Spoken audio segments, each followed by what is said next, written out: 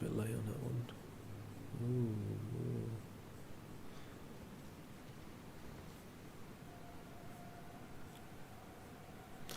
Just keep going, man.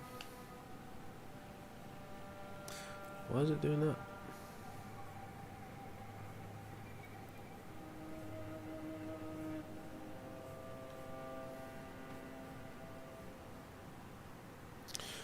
Oh, guys, chat's disappearing. It's doing something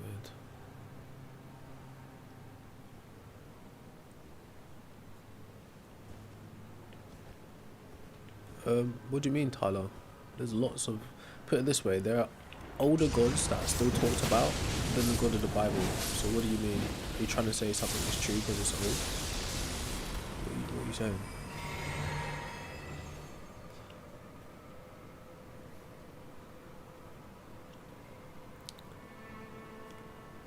Is that which name do you call your God by, bro? Do you actually know all the names of God, or do you just call him God?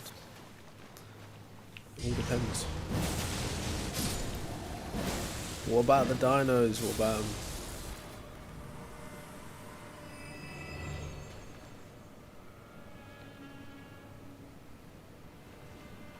So, Brian, that's an interesting point, actually. Oh, shit. Dead. Lucky.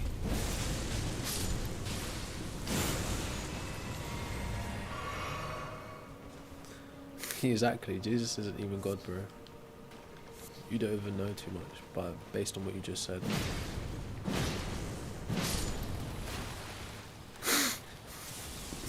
You don't know a lot, I'm assuming, anyways.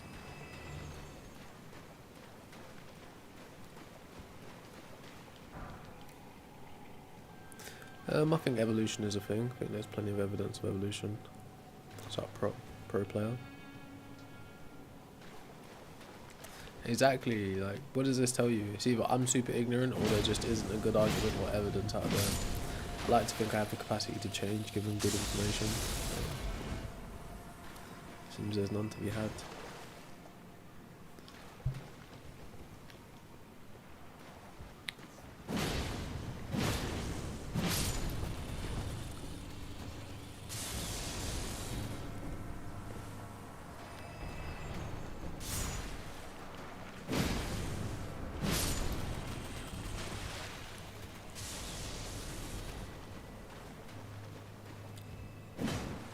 Yeah.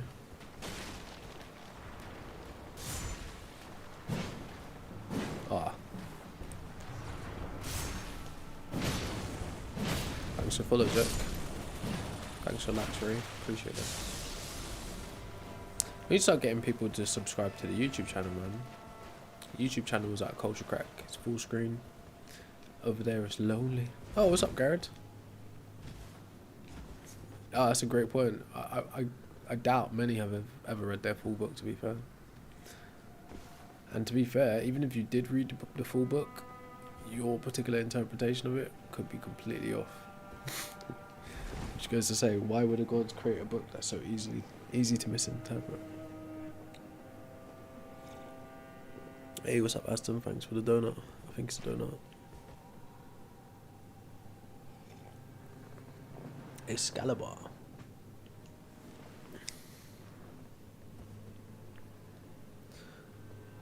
What's up, Perk? I don't know, am I doing your head in? Is it something you can't bear to face? If that's the case, then maybe I'm doing the right thing. Happy Sunday. Oh, it's Saturday. Yeah, actually it's Saturday.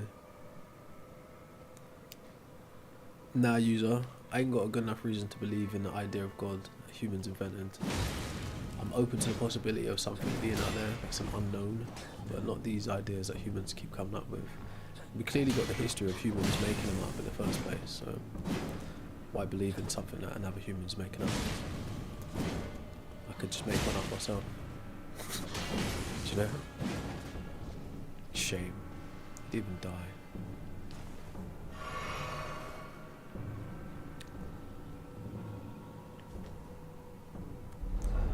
So what do you think about the topic, Perk? I'm not sure I've got your take on it before. Tyler, that says everything we need to know. So I don't think that's the message he was trying to send.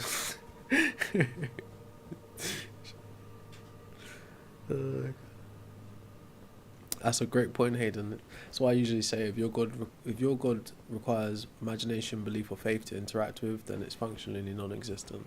It's completely based on your mind only, and that means it's all in your head.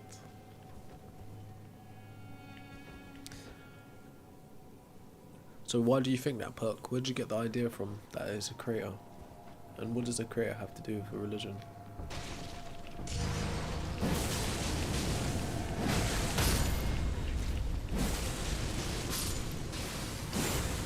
Absolutely, Brad.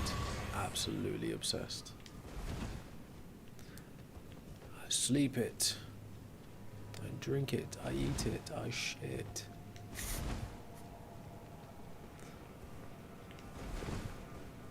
All day is what I think about.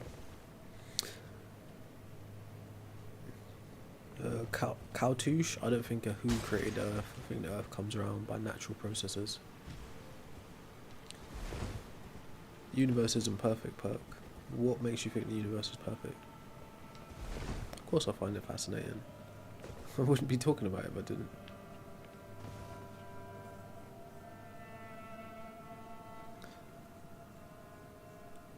What's up, Cursed? What do you mean by mass created everything?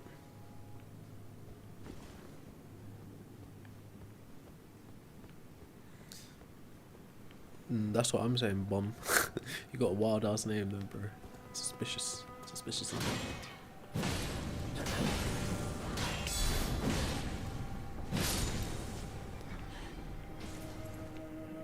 What's up, Snoogie? Look at the eye. Look at the tree roots. We're all literally from air to water. Look at the birds. Look at the bees. Well, interestingly enough, the human eye is clearly based on evolution. And did you know that the human immune system can reject your eyes and turn you blind, just like for no other reason than it spots your eyes as a... So put it this way, right? Your immune system can see your eyes as a threat to an immune system, like an alien body. So it will turn you blind. Your own body will do that to you. Does that sound like intelligent design to you? So there's that.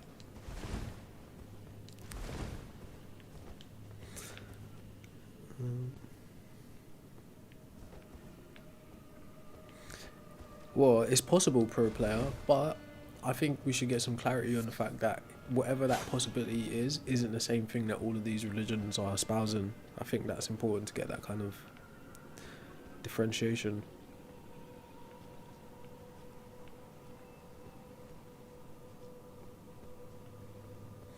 SL, what does that even mean, bro?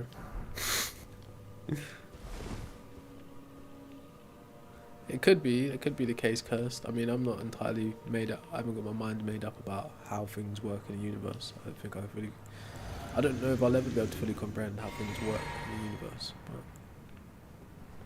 it could be the fact that it's random. But I don't personally take that as case. I don't think anyone invented humans, bro.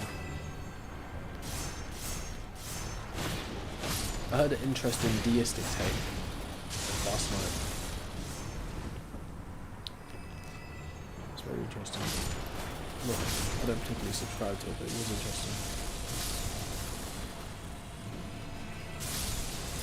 interesting. Yeah, I mean, Snoogie, I guess. The fact that you have to consume life to sustain life is a big red flag. What's up, Dream?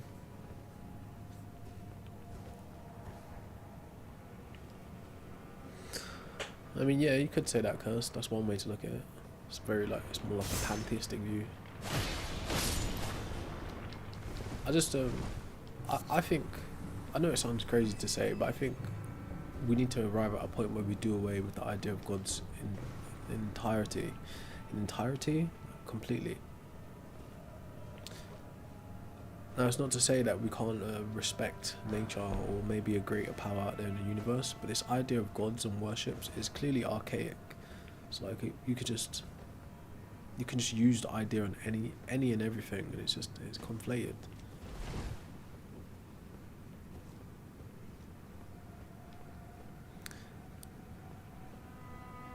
Yeah, SL. So how do you differentiate any normal experience from the experience of God? How would you know?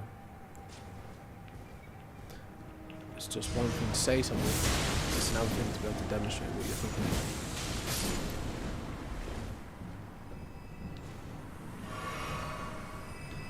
Because it's not a good enough reason to do that. And then when you examine where the idea of the creator comes from, it comes from magical thinking in the first place. It's called a habit of thought. Humans come up with the idea of God, and then they anthropomorphize the idea of God, making it possible for it to create, have a mind, be intelligent. All of these things come from us. This is us projecting human features onto the universe. So knowing that, I have no reason to think of that. I have no reason to believe in that if I know that it's us who keeps coming up with it in the first place. Something grizzy, huh? Well, yeah, I hear some strange things like that went down. That would also make Jesus his own dad and his mum's husband, which is also weird. It's like Kaltouche. Nah, I don't believe in karma.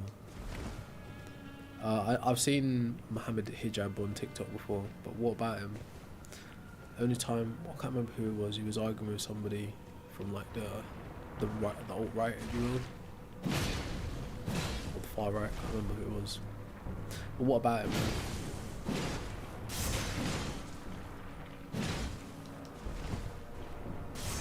How do you know God was here before humans? How are you defining God? How are you differentiating God from anything else? What are you using? Wait, how did I go to a site of grace? What supposed to be carrying? Not a lot. Oh, you think that, but not necessarily, bro. I'm assuming he subscribes to Islam, so I doubt he's got a great take on this, to be honest. But you never know.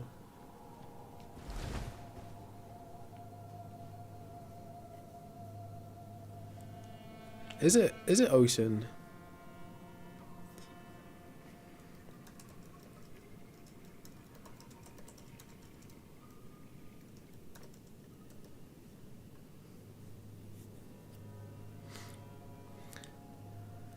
It is true. Yes, the immune system can attack and reject your own eyes, though it is rare. The eyes possess immune privilege, a special state that limits inflammation to protect vision, but injury, infection, or disease can cause the immune system to break this privilege, leading to autoimmune attacks, severe inflammation, and potential blindness.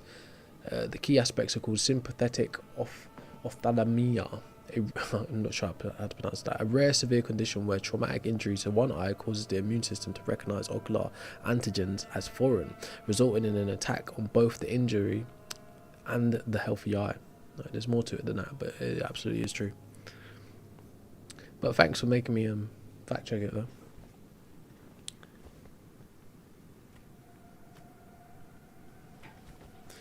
Well, what kind of karma are you talking about, Kaltouche? You talking about like a Buddhist or Hindu idea of karma? Or are you talking like a Western perspective on karma? What are you talking about?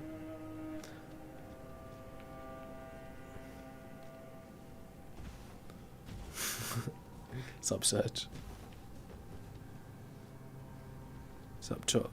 Chuck Norris, you're back on another account. Now, Chuck, now that you're back on another account, there's one thing I need to tell you, right?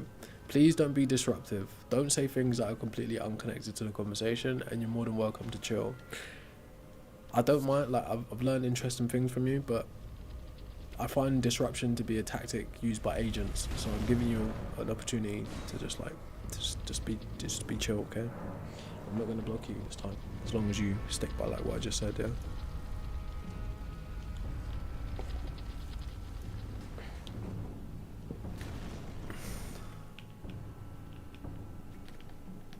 Okay. Oh, he's going to hit me. That's not fair.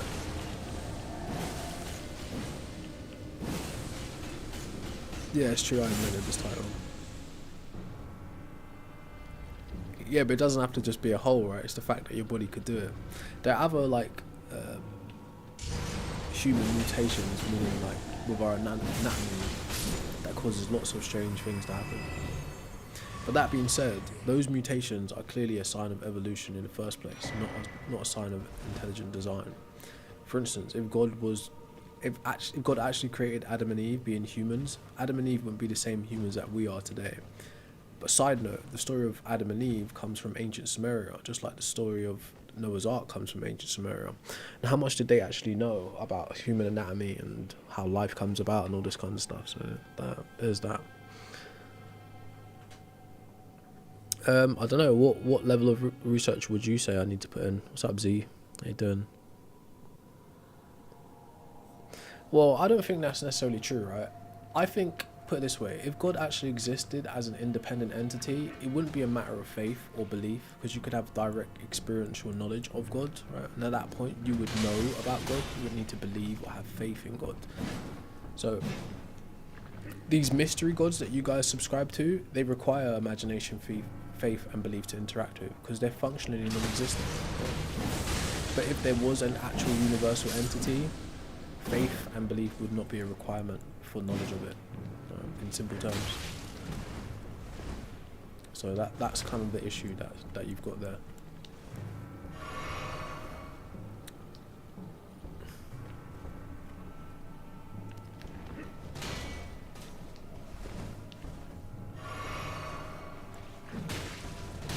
Well, yeah, I can't read everyone's comments at the same time, goofball. Just be realistic here.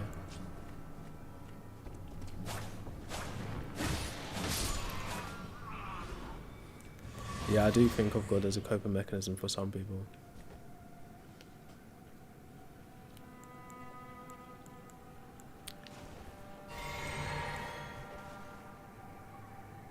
What's up, Izzard? Well, right, let's stop using the word perfection, because that's clearly one human subjective idea. The word perfection means flawless. Like, you cannot make any further improvements.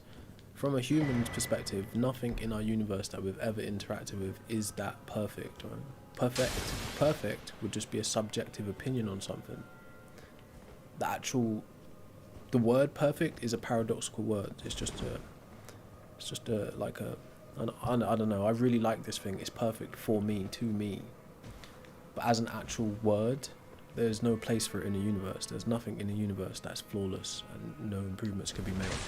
Even if you was going to scrutinize, like, you know, the vastness and vacuum radiation depth of space, that's not flawless or perfect, okay?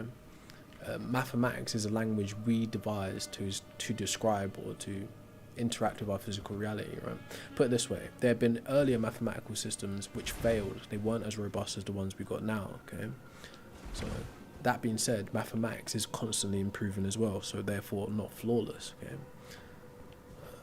Any number of things you could think of, nothing meets the criteria for flawless and without improvements. There's not one singular thing that meets that criteria. It's just a matter of you being settled with the idea of liking it enough.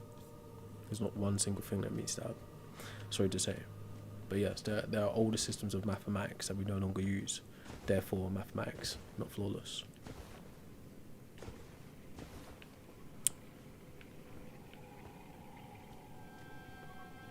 Well, like, philosophers argue about it. I'm not a philosopher, I'm not a scientist, just a normal non-believer. I would say maths is both discovered and invented, because we have to invent the language of mathematics to make use of it, right? He actually waited for me. I'm dead. But yeah, things could have numerical value without minds existing. Yeah, you got me. Spamming the button.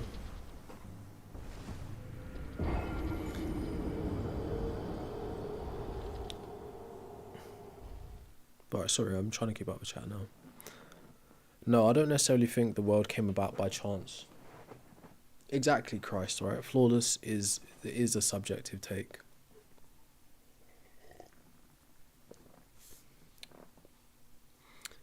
I do have proof. Me and you can invent a god right now, right? We can go through all the known gods throughout history. How do we know about them? Archaeological evidence, meaning their carvings, their texts, their scriptures, their tablets, their pottery, right, found in the ground, you know, around the world in different cultures. We know the names of these gods and the roles they played in the societies that produced them. Why do we know that? From anthropological data.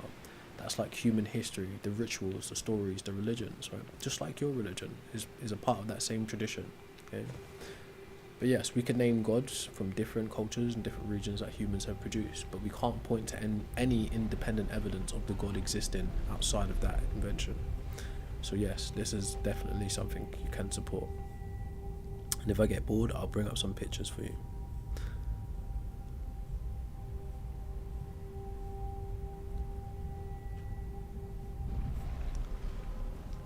Omni-Man doesn't work. What is the biggest problem with Omni-Man, Gyarados?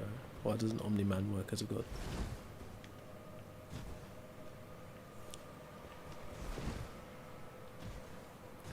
Yeah, just like the God of the Bible is an invention of humans, bro. The God of the Bible is based on Yahweh from early Israel. Yahweh was a storm god, a warrior god for the early Israelites, and it was part of the Canaanite tradition. And after the exile, or the apparent exile, because there's not actually evidence of the exile from Egypt, the Israelites take El Elyon, which is like the top dog god of the Canaanites, and they take El Elyon and they mix him with Yahweh. And then Yahweh becomes one all-powerful supreme god. Okay, so these gods are clearly being built off of people's ideas culturally. And if you go back further than the Canaanites and the Israelites, you get to ancient Sumeria and Mesopotamia. Ancient Sumeria has like one of the oldest gods that we know about, like 3 of the oldest gods, like Inanna, Ishtar, and Anu. That's 3500 BCE. The only reason we know about that is because of the architecture. Sorry, the what are they called? Basically tablets that they found. Okay, it's like carvings. Yeah, and then also within that ancient Sumeria, like I said earlier on, you find a proto-story for Noah's Ark, and you find a proto-story for Adam and Eve. So obviously your God in the Bible is based on all of that tradition and history in the Levant. So if you would say any number of those other gods are made up, by default your God is also made up because it's part of that tradition.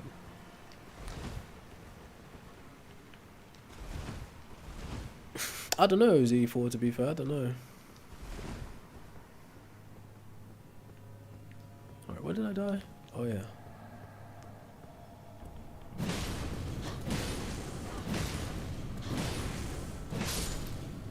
Yes, I definitely think Satan is also made up. Like, different cultures have different explanations for evil or dark spirits and stuff, but put it like this, that actually goes back to human myth making and building, right? So how we know all these different types of gods exist, because there's not one universal experience of God across cultures and across time. The idea of Satan pops up in henotheism, polytheism, and in dualism, right? So dualism is 2 opposing forces. That can be found from Nordic cultures to ancient Egyptian cultures to Levant to Northern African to West African. There are ideas of the opposing forces, which would e.g. be your devil, right, or dark. That doesn't mean it exists. Right? It could just be an explanatory tool, like God plays an explanatory role.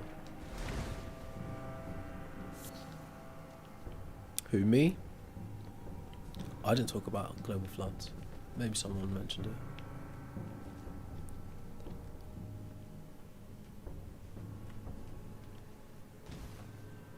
it. I think there is a definite answer though, right? I think it's quite obvious that humans invent gods. It's not even that controversial take. It's just like a baseline thing, given all the facts and information that we have, plus our capability of doing it to this day. Right? I think the most interesting thing is looking into the hypothesis on the how and the why.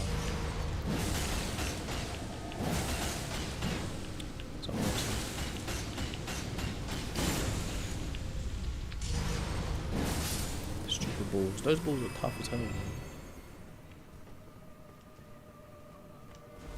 Looking into the hypothesis, so like my current hypothesis, which is obviously built on smarter people than me, is that the first type of gods came about using something called hyperactive agency detection device. It's basically an evolutionary psychology trait, right? It's something that all humans are born with, and it helps ensure survival.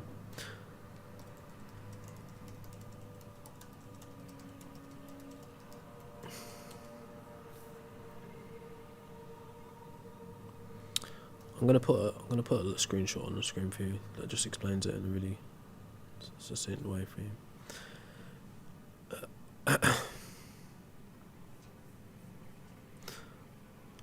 sorry, guys on the other YouTube, you're not going to see this, but everyone else is going to see this, hopefully.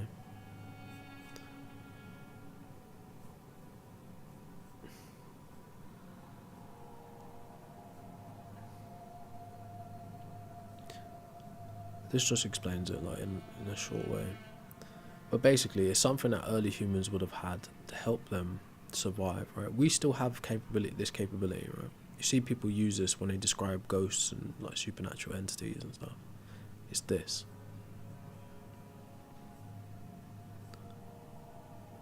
I'm going to leave it on screen just for a minute so you can read it.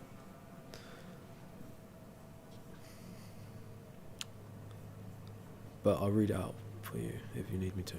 The hyperactive agency detection device is a cognitive mechanism proposed by psychologist Justin Barrett, suggesting humans are evolved to over-detect agency in the environment to avoid danger, often leading to beliefs in supernatural agents, ghosts, and conspiracy theories.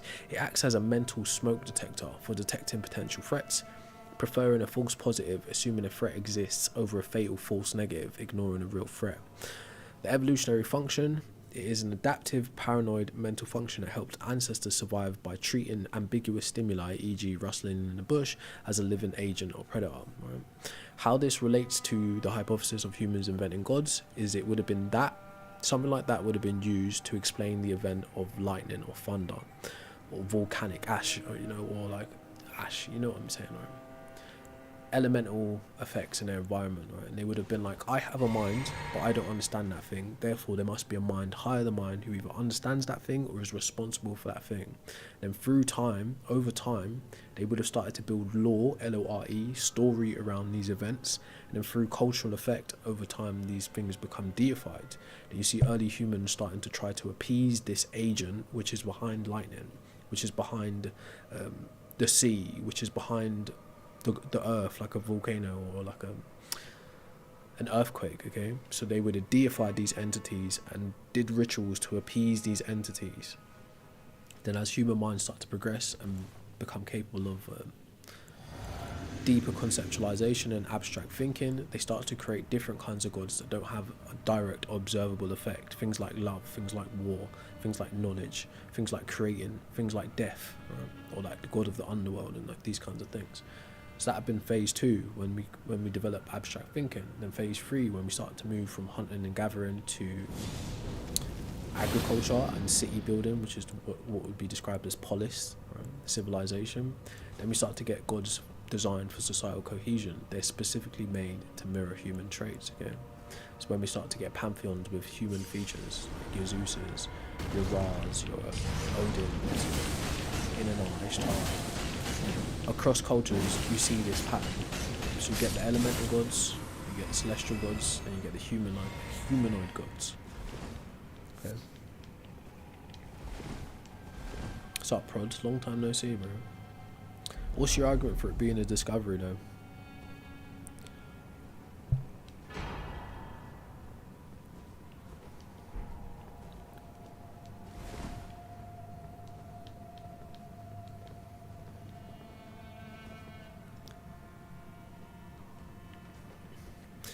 Well, it depends, Ashton, right? What are you trying to say? Having a historical record of something doesn't necessarily mean it occurred, and it doesn't necessarily mean the person existed. They're mythical characters who may have had some representation as a human, or there was a human that stories were built around. You've got like Mithras, Dionysus, Serapis. Right? These are like human people, but there's myths built around them, kind of thing. Can't remember if all of those people are human people. But anyways, right? There's lots of people that you could consider were actual real people, but then they get deified and stories get built around them, right? Much like the character of Yeshua, which you call Jesus. Okay, there's not evidence for his magical birth, there's not evidence for his resurrection, there is not evidence for his miracles. They just take place within the mythos of Christianity, like Christian mythos or mythicism. What's up, Uncle Grandpa's? Crazy name.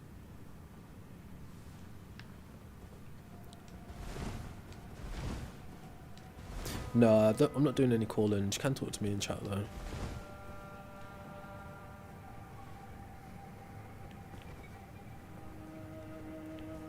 So yeah, that's a good point, Ryan. Right? Me personally, I don't take religion to be religion and their texts by default, religious texts. I don't take them to be like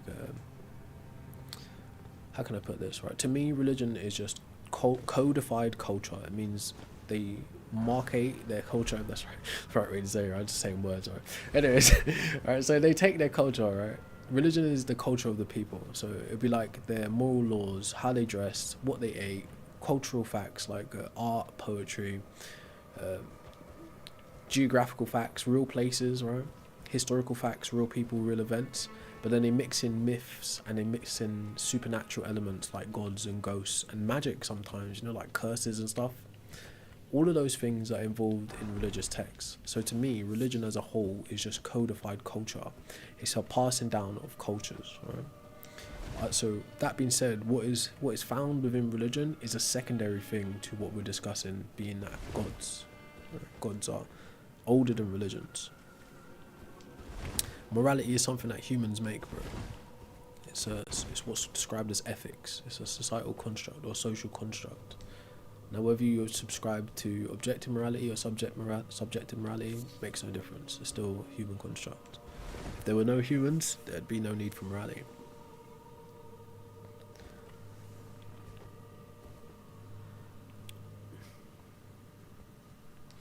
Nope, I think you've got it wrong, Prod. Right, like I just described with the hypothesis of how and why humans invented gods. That accounts for exactly what you're saying. It also has predictive power when looking at other cultures across the history, basically.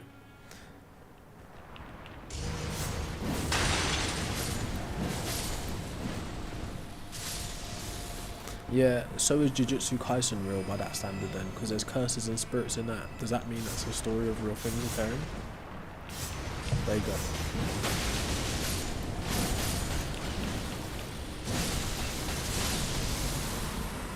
But I think Sukuna is actually based on an ancient Hindu type of god as well.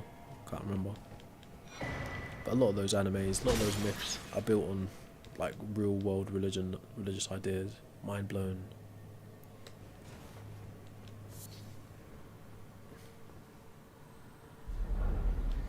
No, that's not a tautology, but it's like circular thinking, right? Not everything is created, and not everything that exists implies there's a creator. It's like you're already convinced that there's a god that creates stuff, so you look around and say everything that I see is a creation of said god. Right? It's just circular thinking. Yeah, I'm bringing up Jujutsu Kaisen, bro, because he's saying curses and spirits are real. So I said by that standard, then Jujutsu Kaisen is real.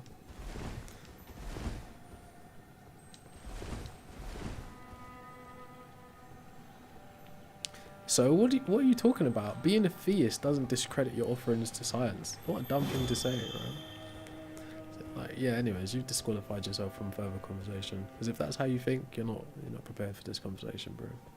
It's like, what kind of dumb thing is that?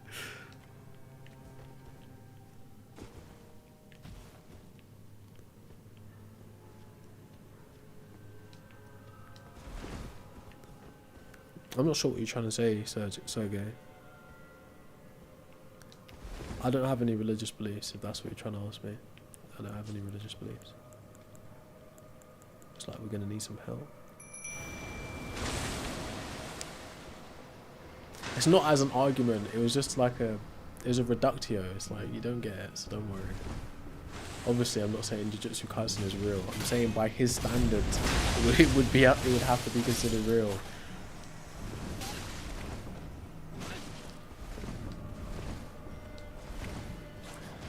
Says the guy who believes in gods and magical men. That's hilarious. Oh my god. That is hilarious. Not me mixing fiction with reality whilst believing in gods and magical men. Talking donkeys and snakes. But I'm the crazy one. Alright, brother.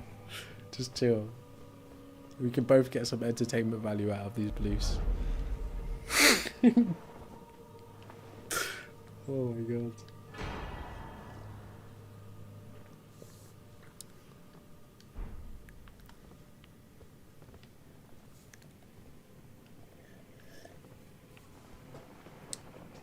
Alright, anyways, right. I'm not making any claims about where the universe comes from. Things like that, I don't know. I'm not 100% sure. I think science has some good answers, but science is like, it deals in the realm of doubt, so it doesn't give certainty. It gives close, but not 100% certainty. And if people who spent their entire life studying these things about where the universe comes from, how it forms, life and all these things form, and they don't give 100% answers on it, who am I to say, right? And why do we think that a 2,000-year-old goat herding idea of how the universe forms has more explanatory power than the current science? So that being said, what you're offering as like a solution or explanation to the universe, e.g. God did it, doesn't explain anything, right? Just it's terrible. But me, I'm not making any claims about that. And I think if you're actually serious about religion, you do well to steer well clear from making claims about how the universe comes to be. You can keep your faith and still not contradict science, but the minute you try to argue against science, you're going to end up contradicting your own faith, okay? So I'd be careful if I was you.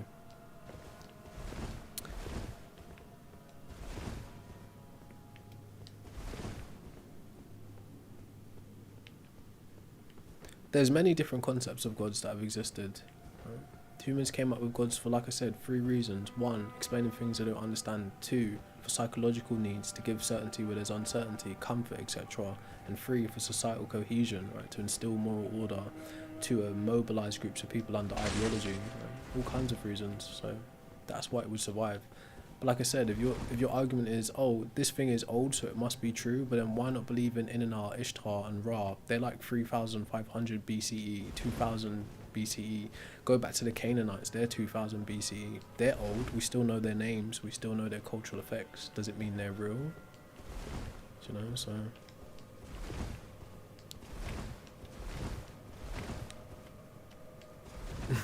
kind of question is that, bro? Do you know, like, there's a website that does the timeline of AI, which is quite interesting. I think it goes back to like the 50s and maybe even earlier than that. I don't think I've cleared this place. There should be a boss fight. Jump out a window or something like that.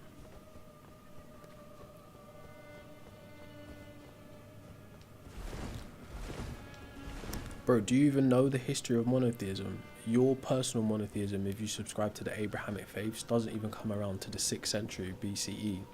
And in the Israelites only take on monotheism because the Zoroastrians came up with it. And it was like, ooh, that's a good idea. So we'll take El Elyon, supreme power, mix it with storm god Yahweh, mix it with warrior god Yahweh, and then we'll go monotheistic and say there is no other god but this god, okay? That's where your idea of monotheism comes from. Now, there are other ideas of monotheism, but let's not get into that because you guys are mostly Abrahamics. But yes, your idea is Johnny come lately, and it borrows off everybody else's idea. So it's like, what are we even doing here?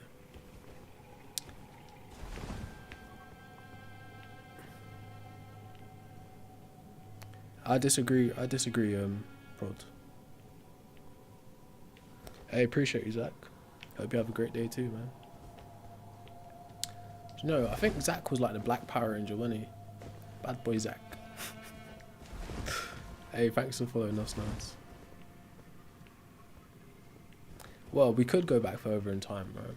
But it's not necessary to deal with what you're talking about. You're coming from an Abrahamic point of view. And the Abrahamic point of view has this elitist, supremacist ideology embedded within it, that all other gods are false gods and we're the true God and you guys are lessers and all this nonsense. So because you come with that ideology, we just dismantle you with your own ideology. Right? It's as simple as that. But yeah, we could go back further.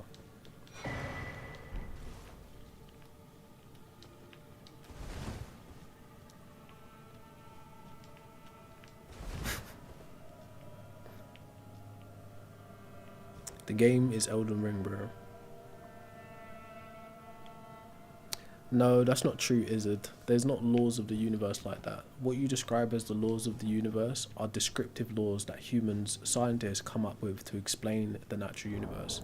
But because they're descriptive laws, that doesn't mean they're prescribed laws. So they could change at any point where we observe something different, okay? So laws don't require a lawgiver. If anything, we're the lawmakers, right? Because we're describing it. So you don't really get it.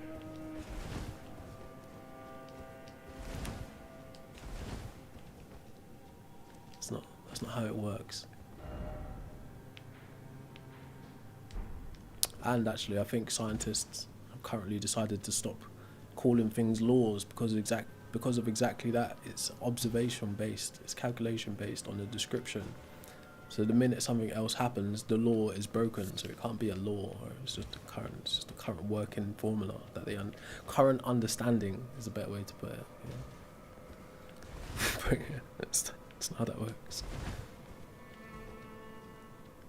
God never wrote the Bible. You don't even know the Bible. Only an idiot would say that. You're like a lukewarm. The Bible is divinely inspired. It's not God who wrote the Bible. It's written by men, and it's been rewritten by men many times. I bet you don't even know the original language the Bible was in, bro. Anyways, let's stop doing that. This is what I'm saying, right? The guys be coming and saying stuff, but they don't even know their own stuff. And I'm a noob in all of this. I'm a noob in all of this, in all fields of knowledge. I'm a baby. But you guys talk with so much certainty. It's crazy. They're not laws, bro. This is what I'm saying. Like, mathematics is a language we devised to describe our natural universe, right? It describes the physical universe. We create abstract mathematics to solve problems, to understand things, to explain things, okay? These aren't laws. That's not how that works.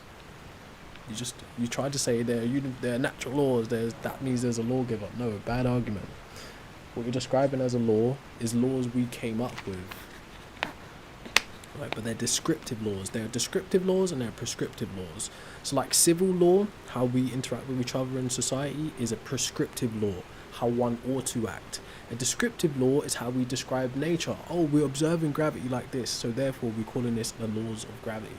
We're observing electromagnetism like this, so we call this the laws of electromagnetism. But they're not actually laws, they're descriptions. Okay? And like I said, scientists of modern day have realised it's a bad idea to call things laws. Because the minute we observe something that breaks that, it breaks the law, okay? So...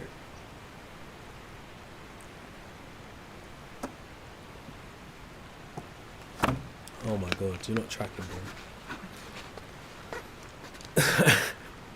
Right, that's a better way to put it, Stephen. Principles, right? The observed principles. But like I said, because you're dealing with the universe, describing observation, right? It can change the minute the observation changes. Right? It's like how we thought, put it this way, we thought normal physics was the shebang, like the big bad dog, and then quantum physics comes on the scene, and it's like, oh, now we don't actually know a lot about anything, because there's other things to learn, you know? If you can't track, don't worry, bro. Don't worry, like, and to be frank with you, like, if you're here to argue on behalf of God, like, you shouldn't be, unless you're like a Phil bro, you shouldn't be talking about logic at all, because you're not ready for that. I'm not a Phil bro personally, but you talk about logic and righteousness while we actually examine the religion that you come from and the things people in your religion have done historically is laughable at best. Right? So, be careful.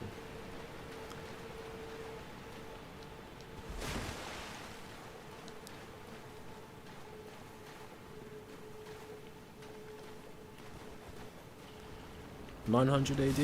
I never actually looked into the history of Odin. I'm dead. Oh, let's just run past these guys, man.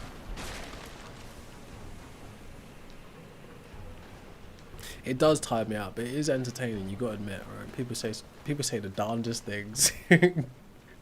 Gotta admit, it does. It is mentally exhausting. But if I could reach just like one person and make them think about things in a more like, you know, introspective way, then I've done my job, you know. And I think sometimes when these people are throwing out these things that they say, other people who may be undecided see the things that they're saying and they're like, okay, right, so now I see the problem of being like said person in the comments or thinking said thing. So although they think they're just throwing attacks at me, like it's much greater than that, it's larger than that. Because humans invented it, Michael.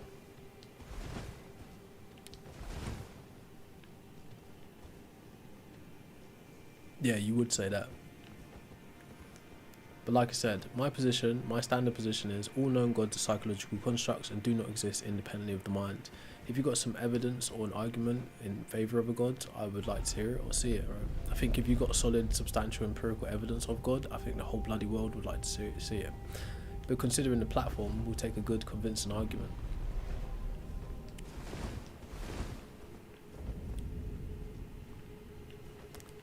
Right. So fatalism has nothing to do with this conversation. It's not something I personally subscribe to, so don't know where you're getting that from. We might need some fire armor.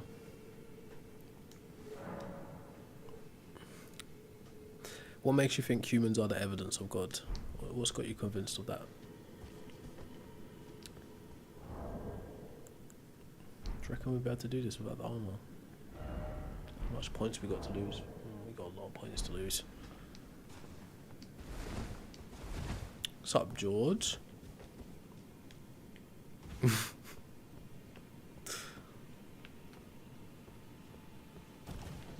mean, I'll tell you what I can do. I don't need to invent a way, but TikTok invented a way. Look, it works like this. Boop! See how that was? I don't often do that. I let the haters talk just for the fun of it, but just know I could get you if I wanted to, but I don't, because I'm chill like that.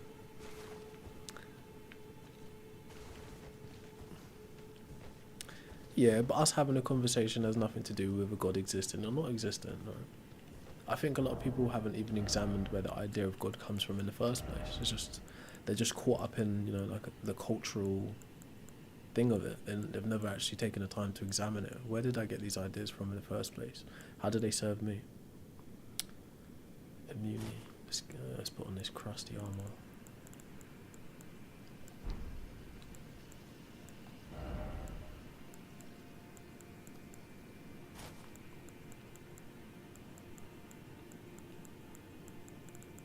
We're so gonna die down here. We're all gonna die down here. It's true. Wait, what was that?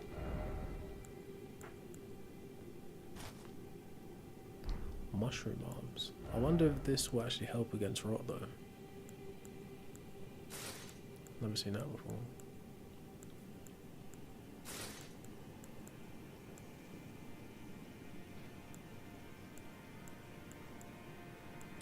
Wait, I don't know if immunity is actually the thing that I need. Oh, this looks terrible. Look at this crusty outfit. Heavy rolling too. Nope. Psh, that didn't help. I'm just going to put back on what I had on. Does anyone know what I need to stop rot getting to him like that? Just put back on what I had. Don't tell me that, bro. If you believe morality comes from God, then you're susceptible to the Euthyphro dilemma. You're also susceptible to what's called divine command theory. You're also susceptible to what's called divine subjectivity. So you don't really know anything about ethics. That's why you'd say that in the first place. But me, I'm not a philosopher, so I don't know much about ethics either. But the little I do know, I know that you're in no position to talk about morality as a believer of God. You're in no position at all. Specifically the God of the Bible. You're in no position at all. Any of the Abrahamic gods, actually. Keeping it funky.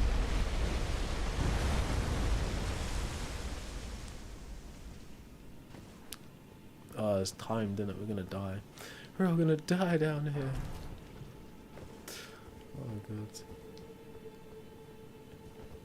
Yeah, I can say whatever the hell I want, hence why I've got the platform. As long as I stay within the guidelines, it's totally chill. But what about you? Do you have the balls to say what you want to say? Oh,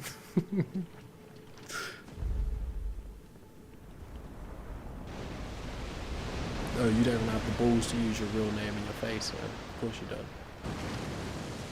We're so dead. Look at the health just draining away. There's a boss fight in this lake. It's gonna be really good. So, well, from my point of view, right, all three of the Abrahamics come from the same family tree, right? Meaning, when we say Abrahamic, the God of Abraham. Right? Christians, by default, they take the Old Testament, so they're kind of wrapped up into it. So, put it this way, Israelites come first. Well, Canaanites and Israelites are kind of like around the same time, maybe. But anyways, right? Let's forget Canaanites, Babylonians, and Akkadians for that, right? The Israelites come first, then 1500 years later, Christianity comes around with the New Testament. Then 650 years after that, Islam comes around, right, with the Quran. Quran is based on happenings in the Bible and the Old Testament. The New Testament is based on happenings in the Old Testament. So when we say Abrahamic God, we're talking about all three: Muslims, Christians, and Jews. Okay, that's what's meant by it.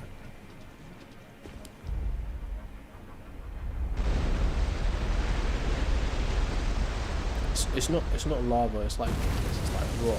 I'm dead. Damn it. Looking at chat.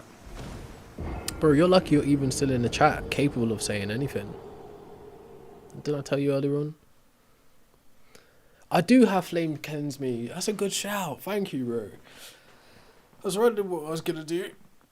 I didn't want to waste those little items that you get. That's a good shout, man. Thank you.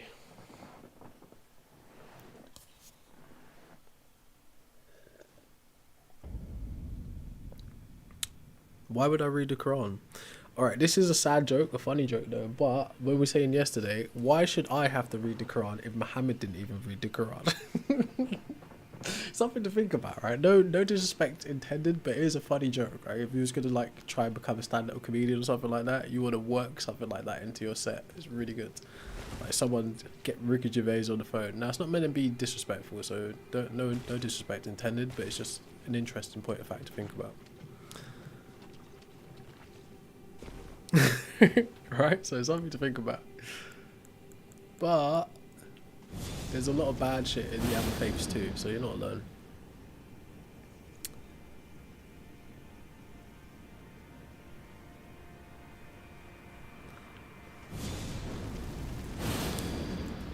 I don't know a lot about Buddhism. I've only ever read one book, but it was like from the point of view of monks, and their thing wasn't really talking about the actual thing of Buddhism. It was more like talking about their experiences as individuals. So I don't really know a lot about it. I don't. Well, obviously it is a type of.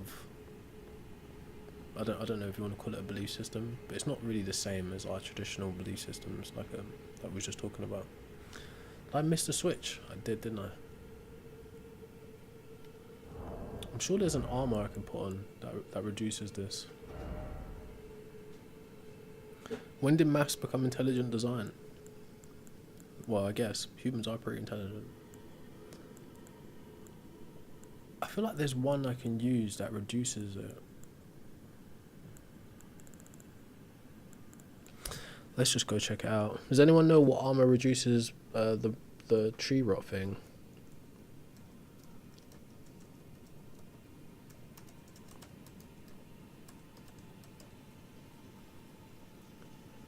Based on research. That's funny.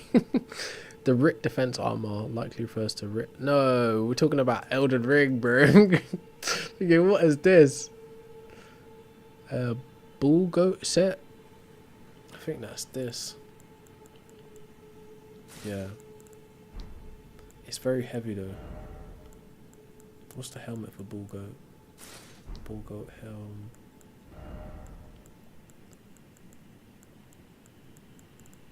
There, the minute we get onto that platform, we're just going to get smashed to smithereens. Let's go back to the bottom. Gauntlets.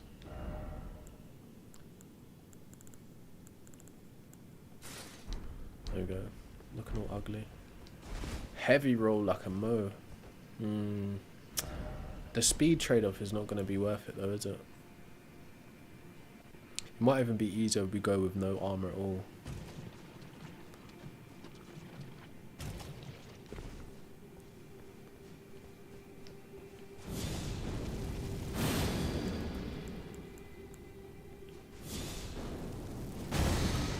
Yeah, that's gonna work. Big shout to you for that. Let's do it properly.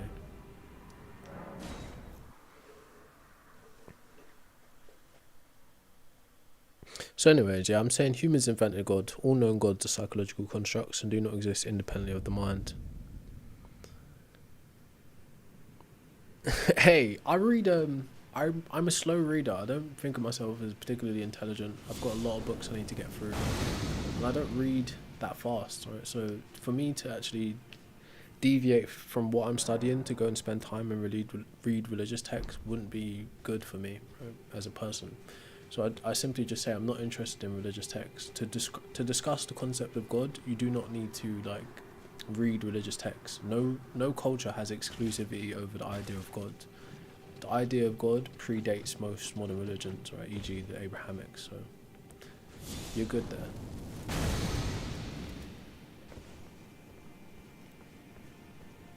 I think the average person needs, first you need to learn how to learn, right?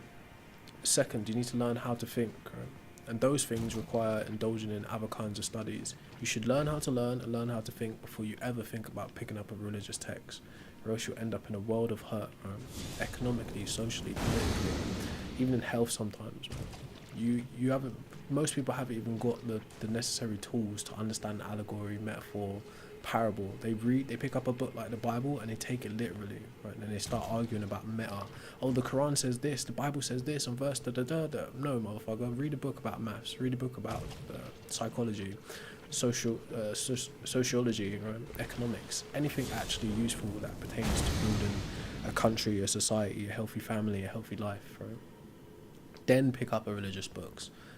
But most people get indoctrinated from a child and they start with religious books, so their whole worldview is corrupted before they even have the tools to think and to learn, right? So this is what produces magical thinking. So what has people thinking, oh, this person's having an epileptic fit, no, it's a demon possession, right? This child's struggling in school, no, it's a demon possession, right? That's what will do to you. Like, religious texts will corrupt you if you're not capable of actually knowing how to think critically and clearly first before picking one up. But that's my opinion, right? Doesn't mean it's the truth.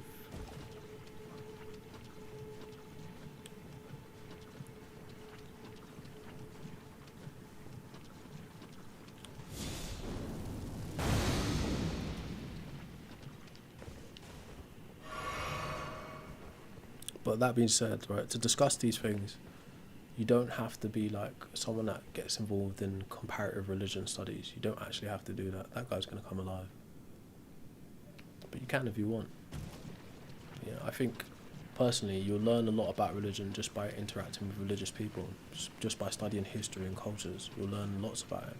Sometimes the cultural context or the historical context of a religion is more important than what the actual religion says in the book, because it gives you an understanding of the people who produced the said book. But that's my opinion. You don't have to take my opinion. You can just go pick up a religious book, get stuck in, see where it leads you. It's up to you.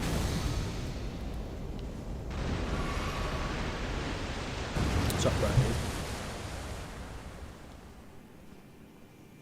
Bro, you're lucky you're even allowed to talk still.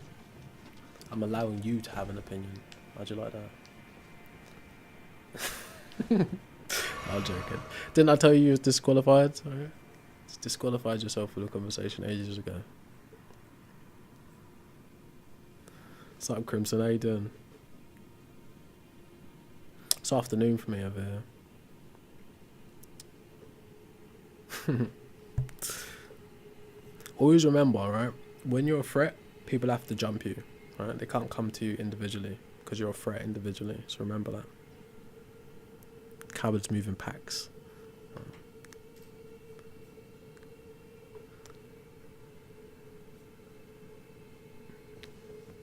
And the strong stand alone. As they say, truth has few friends. Remember that. It's another piece of knowledge you might learn about. So picking up a book is useful. Alright, but anyways, who wants to read? It's not like you have to do that to produce a book. Some people. Anyways, this is going to be a boss fight. I don't know if we're equipped for it yet.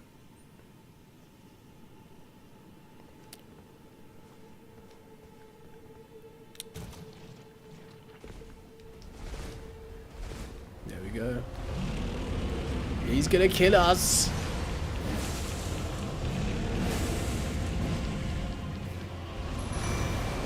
I don't know, I've got a sudden urge to sing a song from Prince of Egypt for some reason. Oh my god.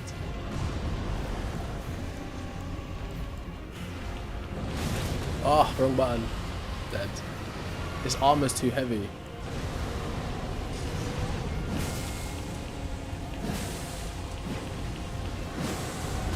Blood fire. Tab. Oh, he's finished. We got him. We might be slow, but we're gonna get you, bro. Ooh. Got him. Might take some time, but vengeance will be mine. Always remember. 5:30. What country you in?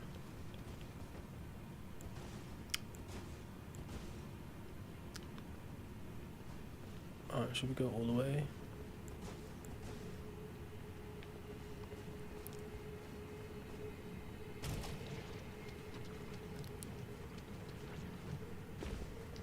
Yeah, I don't like. We're not gonna. Are we gonna do the free will? Like, I guess at this point, right? People who've been on the stream long enough, they definitely got like a believers bingo cards. Like, yep, this argument's coming up. Yep, this point's coming up. Gee whiz.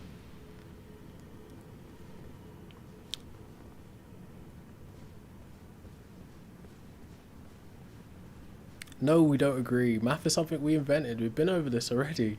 Math is a language we invent to describe the natural universe, right? We invent it to describe the relationship between one thing and another thing, whether it's geometry, algebra, calculus, whatever it is. The more abstract the mathematics get, is the more it's invented. Okay, the less abstract it is the more natural it is. Meaning like 1 + 1 = 2. That's an a priori type of mathematics, but you have to get anyways. Right, so no, it's not intelligent design. What about that makes it intelligent design? It would be intelligent design by humans on the humans' part, yeah.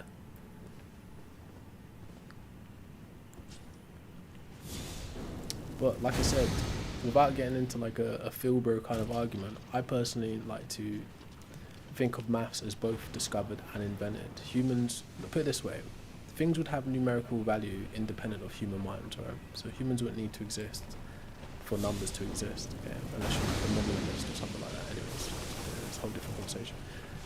Yeah, anyways. But, alright, humans, at the point where humans evolved to the point where they needed use of mathematics, they needed to understand the relationship between one thing and another thing, one apple and another apple, they had to just start to devise uses or languages to explain that relationship. And there are old, antiquated types of mathematics that no longer get used because they're not robust enough to describe our physical reality, okay? I swear I walked through this earlier on.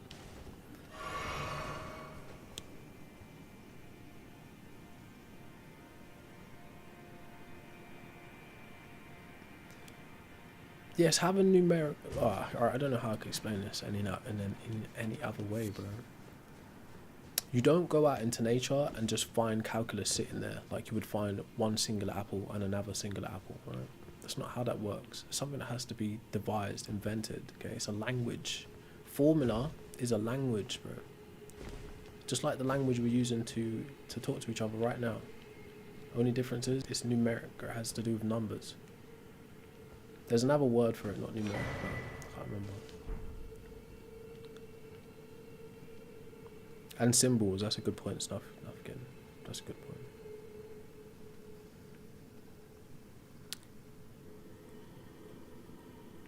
I don't have any take on the universe, how it comes to be. I've looked at Big Bang models, different Big Bang models. They're all interesting. It's possible that all of them are correct or none of them are correct, but I don't make any claims about that. I think that's for the cosmologists and scientists. I don't think us laymen or religious people, for that matter, have that kind of explanatory power or understanding of the universe to have explanatory power as much as they do. So that being said, I remain agnostic to how the universe began, if it began at all, okay? How it comes about. I'm about to die here, so let's go back. Should I take the risk and try and run? How many we got? We got 2. Might be able to pull this off. But then we're just going to get killed as soon as we get to that tower.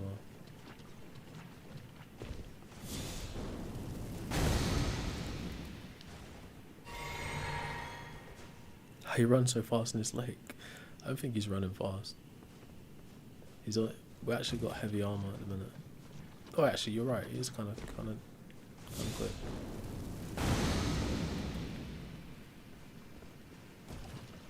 Now I'm dead. This is a long one.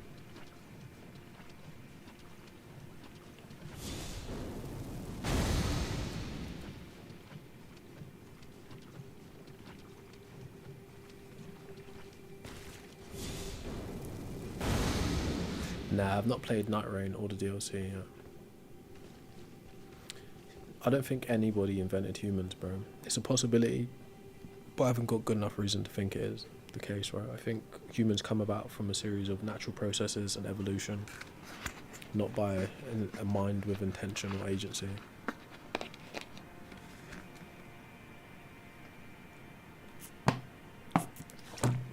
I don't hold any religious beliefs. Of course, I'm a human being, so there's probably an uncounted amount of things I like subconsciously believe that I haven't examined yet. But I'm just simply saying, in this discussion, as it pertains to God, God is not like sufficient explanatory power about how anything comes about, and scientists and like Big Bang and all that stuff is not in competition with religion, right? That's theory. That's based on actual observations and calculations, not on mythos. Okay, so they're not in the same conversation. So you bringing up how the universe comes about isn't a proof of God. That's why I'm telling you like the way I'm telling you.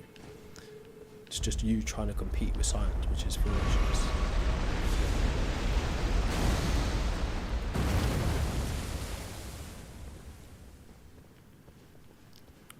It's not worth it.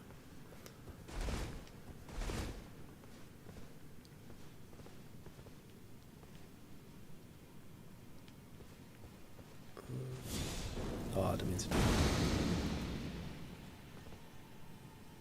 No, I don't believe in demons. I don't believe in anything supernatural, paranormal. I think there's really good naturalistic explanations for all those kinds of things. Without them, put it this way, the naturalistic explanations for those things defeat the need for them things to actually exist in that capacity. Should I actually go there? Nah, this ain't worth dying for. Let's go back there and go die again. How do you know I'm home? How do you know I'm not at your house? Some might say I'm right around the corner from you.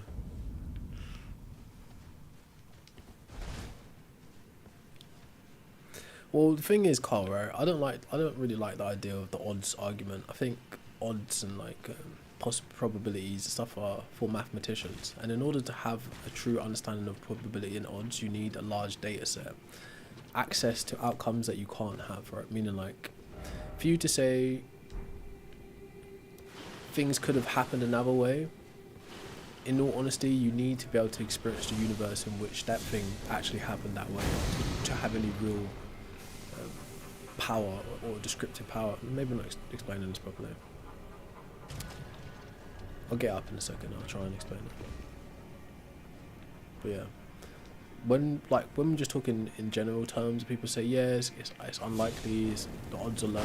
Yeah, that's understandable. But when you're like pointing to something scientific, you need the data set to actually make that calculation of it being probable, improbable, likely, unlikely. The odds actually need data to go along with it. Does that make sense?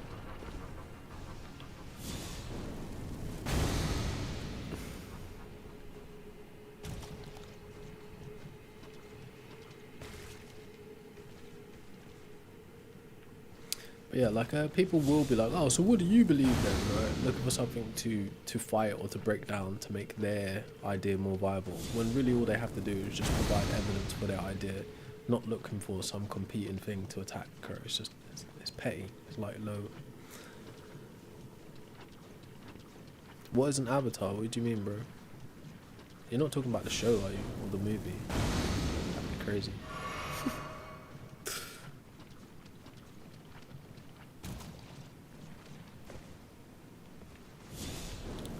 Truly, you could look at all of those. Well, you could just really look at religion as a governance system and just use it pragmatically like that, instead of taking it to be anything more. I don't know. Oh wait, that's where the coffin is, isn't it? I messed up. Let's check it out there first.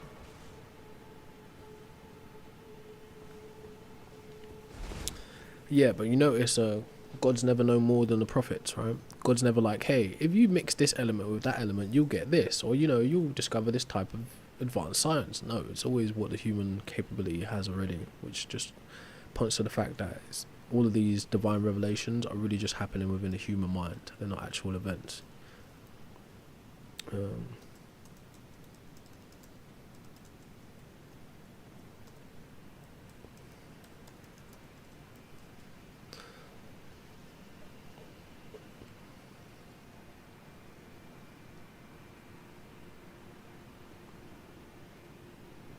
So the problem, what I was trying to point to, is called causal inference, right? See if I can get a picture for you.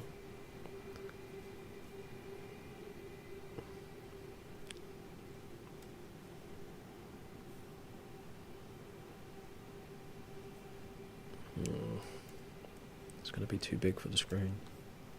I'll just show you the breakdown. Just give you the Google breakdown.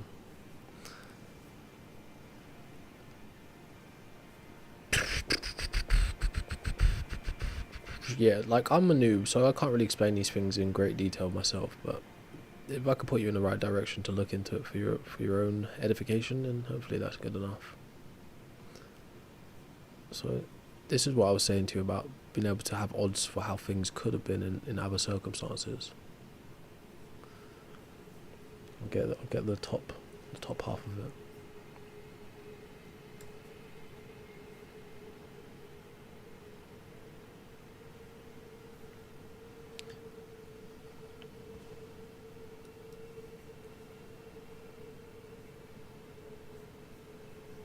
I know this might not seem connected, but just trust me.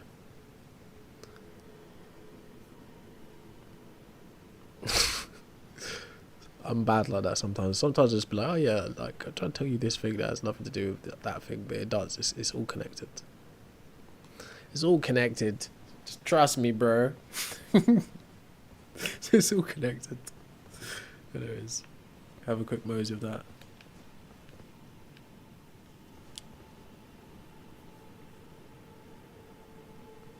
Good? Cool.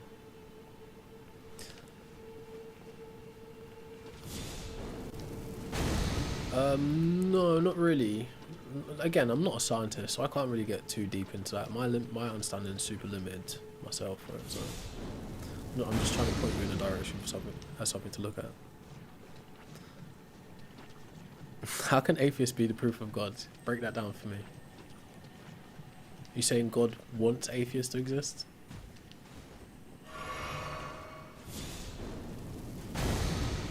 I appreciate it, Garrett. Nah, Garrett, stay, bro. Stay, Garrett, stay. You're holding YouTube together with the sweat of your palms. Something big time.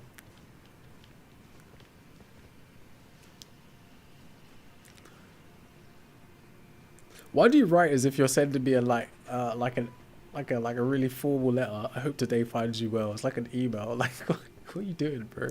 This ain't business hours. Go get the mushroom hat. I've got it, Casey. What do I do with it?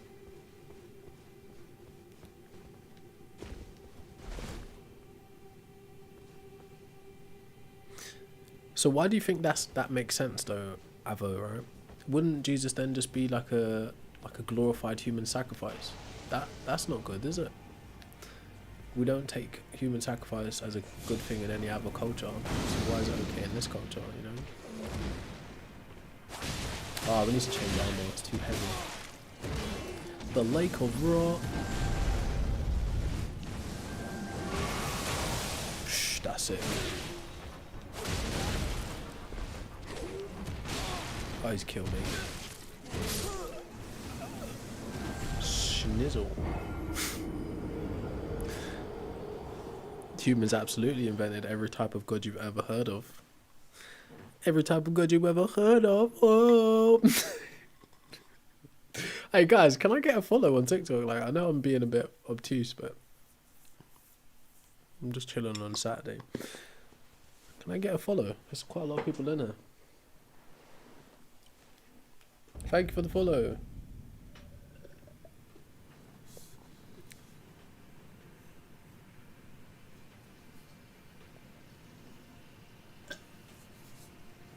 I wouldn't understand your lingo. It's that agent talk. You don't have to sign in, bro. It's like, this is a long-standing project. When I disappear, you disappear. So don't worry. Where you meant to be working, what are you doing? So what will I learn when my time comes? Are you talking about like dying? I don't know why people have this idea of when they pass away, they'll know the truth. It's possible, right? I'm not going to rule it out completely, but I feel like holding that as a fact is really dangerous. Because if we describe what we understand passing away to be, passing away is the cessation of all bodily functions. So if you're not like an idealist or something, you'd say your mind is an emergent property of your body. So your ability to know or to be consciousness would cease with your body, like all those bodily functions. Okay, so how can one know after you pass away? How would you know? Surely it would make more sense to use your time with the capacity to know things to find out, right?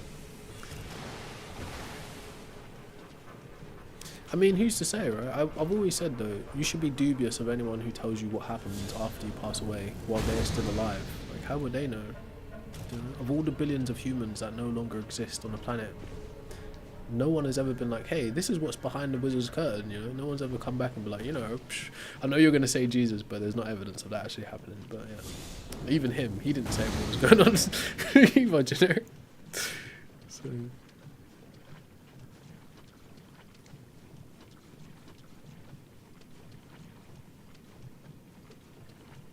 Alright, I'm gonna, 1 second, bro. I'm just getting to the safe space and really chat properly.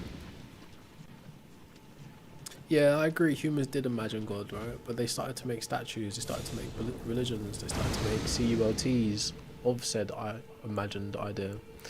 But you can also, like, put it this way. My thing is, the earliest gods are based on observations, right? And it's people trying to explain things they didn't understand. But I definitely agree with you, God is imagined. Yeah, what'd you say? Just as a question. No, personally, I don't think... Right, so the more I'm finding out is the less likely it is Jesus actually existed, right, as a character or as an actual person. But if I was being charitable, I'd say, look, there's an argument for this like Judaic apocalyptic preacher called Yeshua, who studied under John the Baptist. There's an argument to say that that guy actually existed in that capacity. But there is no evidence to say that that same Yeshua is the same Yeshua that the mythos in the Bible is built around. But like I said, the more I'm learning about history from like other sources, like also official sources, is the less it's looking like Jesus as Yeshua actually existed, right? Along with Paul. So, but I'm not gonna get into that because I'm not a Christian and I don't care about scriptural critique like that. But if you're asking me my personal opinion, I think there's way too much incentive to forge historical evidence for a character like Jesus, considering the power that the structure of Christianity or the institution of Christianity holds through a Jesus. But like I said,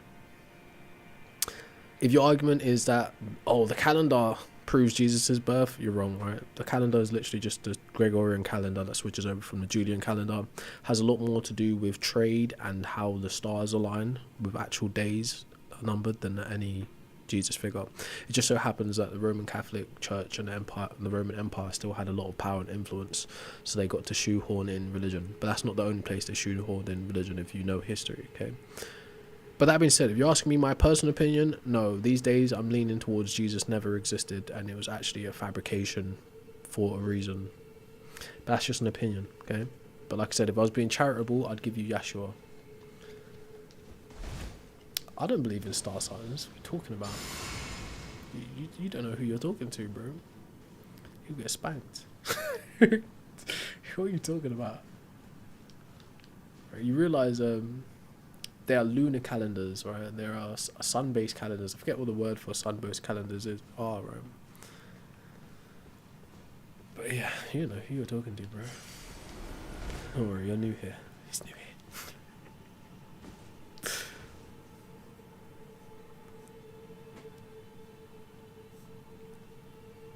Man said typical Virgo. Yes, I love that, right?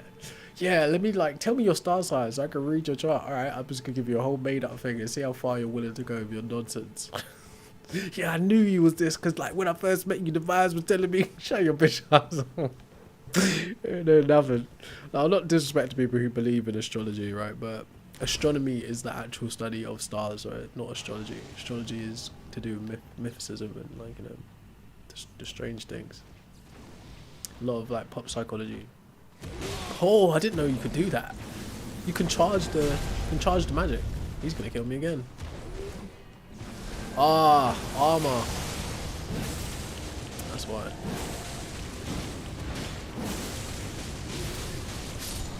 But yeah, I personally, these days I'm leaning towards no. There's too much evidence against the guys cropping up, and there's too much incentive to forge said evidence, which we keep seeing across different varieties, like from Shroud of Turin to Josephus entries, all kinds of stuff, man. And it's concerning, but it still makes sense, right? Like I said, even if you was to decide not to believe in all of the magical stuff in religion, there's still a pragmatic use for religion. Hence why you would go about setting up these things historically to buttress the tales in the book. You know? That's just my opinion at the end of the day. So, who was it that asked me that? See what you started, Tristan?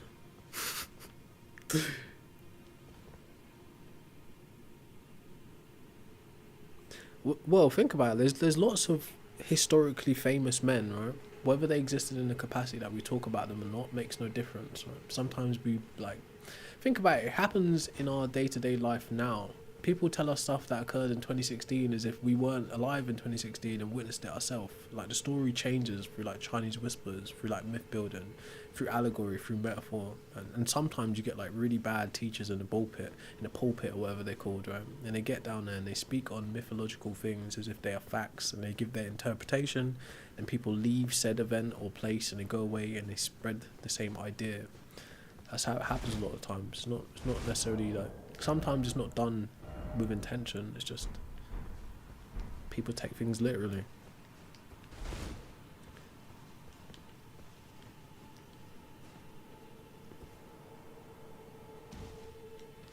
Yeah, there are older books than the Bible, bro. What does that mean? What are we saying? Just because something's old, it's true? The more truth it, like, anyways, let's not get into that, right? Again, like, only a lame ass would come up with an argument like that anyway, so there's no point entertaining it. So I appreciate your input. But goddamn, do y'all ever think about what you go say before you say it? No, I'm joking. But fine. All that to say, if the idea, oh, I'm dead, was supportable with evidence, there would never be a debate like this in the first place. Right? The problem is most religion is not supportable with evidence. In fact, right, it was actually a concerted effort when they writ the New Testament to try and make it align with historical events. They tried to make it historically accurate, which is what messed up the religion in the first place, trying to keep track of lies and actual events and mythos and mix them, have them all converge. The Old Testament didn't really care about historic accuracy. It was more about building the identity and the law of the Israelites, giving them a stable foundation, okay? But the New Testament, when they started to write the New Testament, they had the idea that they wanted to align it with actual historical facts. And then when things went awry, as we've seen various different times, it starts to poke holes in the illusion. And that's problematic for the people, like, you know, whether you're Protestant or Catholic or Eastern Orthodoxy, it pokes holes in the illusion of the New Testament. That being said, it's not something I have to live with. That's something you have to live with. So I already know that it's invented by humans. Okay.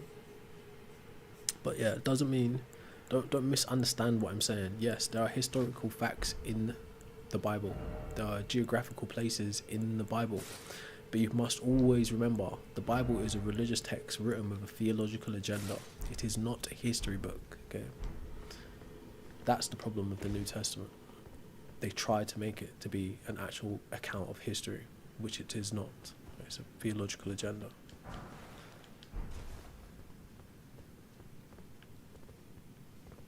I think it's offered some bad things that are unique to religion, but like we was discussing the other day, I don't think it's possible to actually stop religion. So the wisest thing to do would be to try to help religion to reform. And like we were saying, one of the interesting, like my personal idea of a solution would be to have a council or a type of, like a type of council that has scientists, poets, like constructive members of society, educated people, and maybe not so much educated people too, as like a council to help manage the reformation of religions across the world, so they can keep within good standing in society and weed out the abuses of power, all these kinds of things. To have a reform of religion happen from inside of the religion would only just splinter it off into more like denominations, right? Which is what usually happens. People spot something they don't like a certain interpretation, and they splinter off and start their own thing. So trying to reform religion from inside of it at this point in history won't work, because there's too much conflict of interest, put it that way. So having like a panel or like a council of people who aren't beholden to the religious ideologies can help reform the religious institution. Be like spot out the inconsistencies, the flaws, the incongruity with scientific facts and stuff like that. And that helps religion to survive, as it has in the past, when Christianity took on Platonism and stuff like that. It helps it to survive in a functional way in society. Same thing when the French Revolution happened and Enlightenment, all these things. They had to take on new ideas and interpretations to change the church. Like if Chuck is preying somewhere over on YouTube, he can tell you about the Lollards and what happened with them. A similar thing will have to happen at some point in the near future. Right? A reformation, not just of the church, of the mosque, of the temple. It will have to happen, because you can't exactly just pull a Mao, you can't exactly just pull a Hitler. Right? But if the most disruptive elements of religion pervade, if that's the right word to say, then obviously society is not just going to stand by and watch it happen, right? So that's what I think. I think you can't get rid of religion, because if you try to, you send it underground and they will become more extremists. Right? So you have to try to help reform religion and religious people. It's ridiculously hard. It's very difficult. It's just an idea, right? And I'm not no professional in this. It's just something I'm studying, and I think that's probably the solution currently, to try reform, not get rid of them. But it's hard to do. Probably impossible.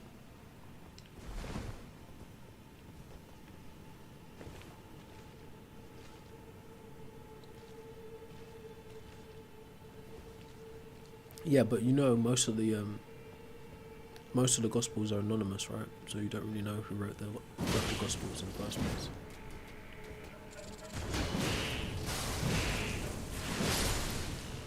I know where to go, bro. I just want to clear the area. I'm gonna jump in a coffin in a bit.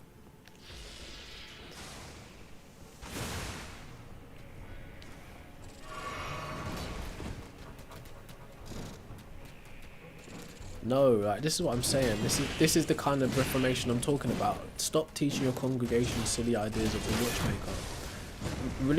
Religion cannot compete with science explanatory power of the universe as it currently stands. So if you keep producing people who think so ignorantly, you're sending society backwards. This is what I mean, right? This guy's saying to me, oh, did the computer make itself? Why are you reasoning at that level of thinking? Why are you still there? Right? That's hundreds of years ago. Hundreds of years ago. It's 2026. Jesus Christ.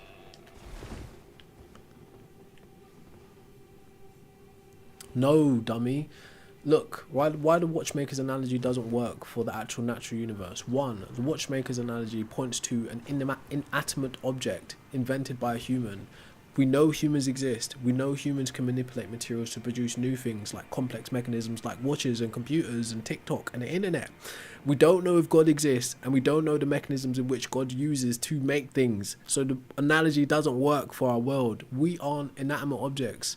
We are biological, sentient, organic beings, okay? The analogy doesn't work for life. It was a simplistic metaphor that people actually take to be a fact.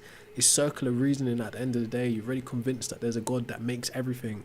So you look around and say, oh, everything is a creation of the God. It doesn't work like that, right? This is what I'm saying about reforming religion. You shouldn't be thinking like that in 2026. There's no reason to think like that. You can literally see the science pointing to, this is how this comes about. This is how that comes about, right? Why are you still thinking archaic? It's crazy.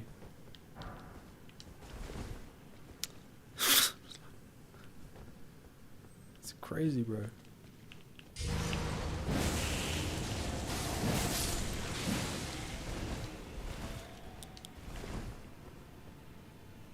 Bro, it's obvious the game I'm playing is produced by a human. Unless you consider yourself the same as an NPC, you shouldn't be making a comparison to the game, okay?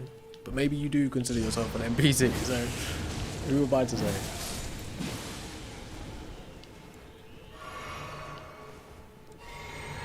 Look, man, now you're doing the other really faulty ancient. This is why we need to reform religion. Now guys telling me that I think something can come from nothing. No, that's your belief. That's called ex nihilo, right? That's out of nothing in Latin. That's your belief within the Abrahamic traditions. You believe God spoke the world into existence from nothing. That's your belief that you're arguing against, not mine, okay? And that's good. I'm glad you're arguing against your own belief, because you're like one step away from becoming actually right about something. So yes, as you were, right? I don't think something came from nothing. I've never said that, okay? But you do.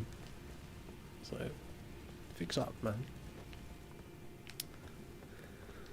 Lord have mercy.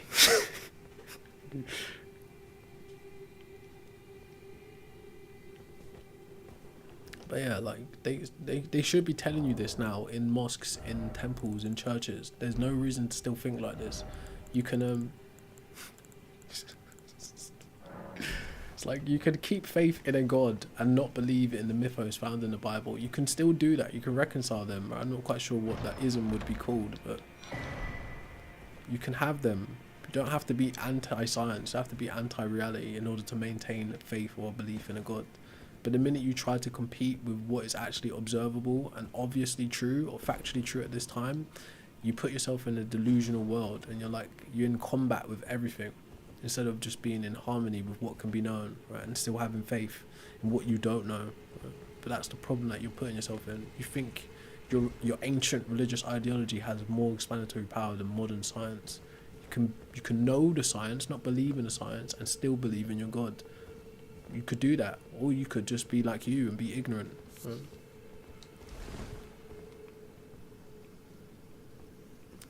That's a good point in the original. That's a very good point.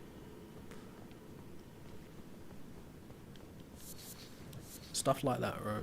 These are ways that things ancient people came up with to explain the world around them with the knowledge they had at the time. The average person that lives today has way more understanding of the natural universe than anyone in the past, bro. So you really have no excuse to be leaning on these old ideas of how the world works. There's no real reason to think that way. There's no good reason anyway. But let me stop nagging you. Do whatever the hell you want, bro. Just don't raise your kids thinking like that if you can help it. Because they're gonna go to school and they're gonna get embarrassed. Don't do that. I hope you do pray, right? I hope you take the power of prayer seriously, and you're not just throwing it around for virtue signaling, because that would be embarrassing too, wouldn't it? If you do actually think the power of prayer works, then maybe you should put your prayers towards, like getting rid of cancer, healing the sick, feeding the world, ending war, getting rid of a bad politician or something. I don't know. Maybe you should use your power of prayer if you actually believe in it for something useful, rather than just throwing it about like a virtue signaling kind of aesthetic. You look stupid.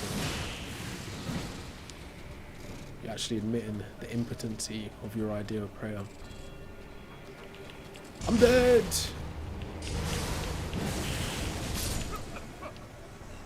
Sounded like that Idris Elba meme. What the fuck? Oh Lord. That's cool, right? But if you're gonna pray, don't tell nobody, just go pray.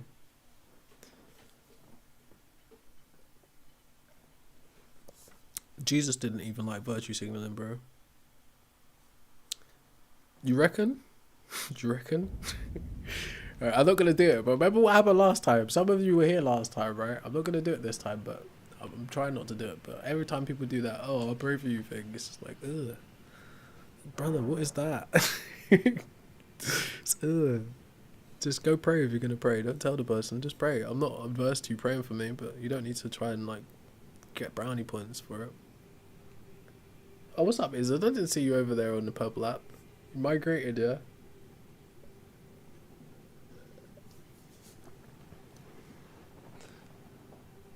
No, Izzard. All of that whole line of reasoning was really bad, man.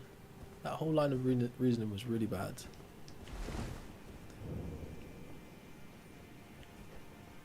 I'm not new. I know I play bad, but I'm not new. This is my 4th play of Elden Ring. I feel terrible now.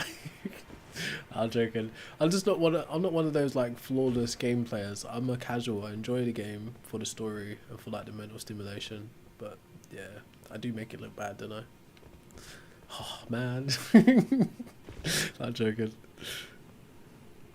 But yeah, I've been here before. I may not look like it, but I've been here before. Oh, I'm gonna lose my points.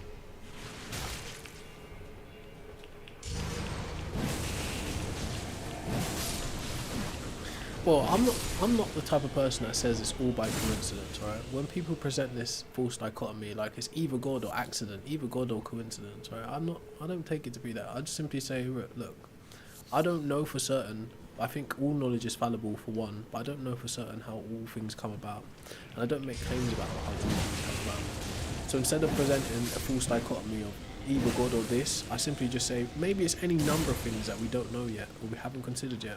Right? Is that possible? Yes, that's possible. So let's not create this binary situation that isn't actually a real thing. You know? I am using the easiest weapon. I've earned this playthrough. My first playthrough was a samurai, dual wield. So I've earned the luxury of Mog Spear and everything to death. Not everyone has earned that luxury.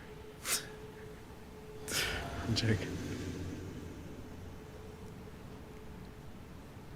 Yeah, Ashton, complexity doesn't imply creation, bro. Some people would argue like real design is seamless, it's simplicity and not complex. If anything, complexity would be an argument for evolution, adaptation over time, not intelligent design. You know? So consider that.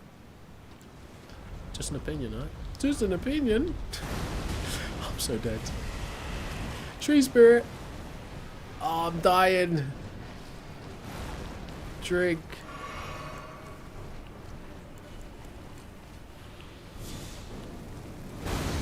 Oh, that was rough. Bro, I can't even fight back at this rate.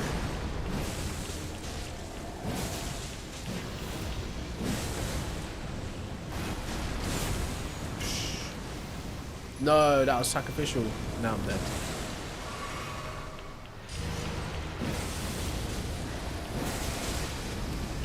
Oh, we haven't checked the boss map in a long time as well. I had no idea he was even down there.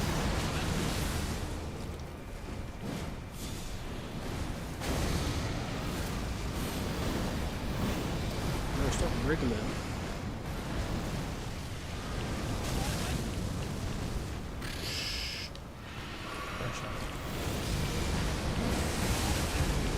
Can anyone actually see what's happening?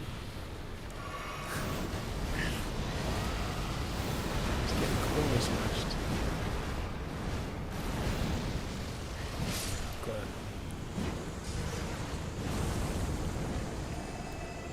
You do see me playing the game, right?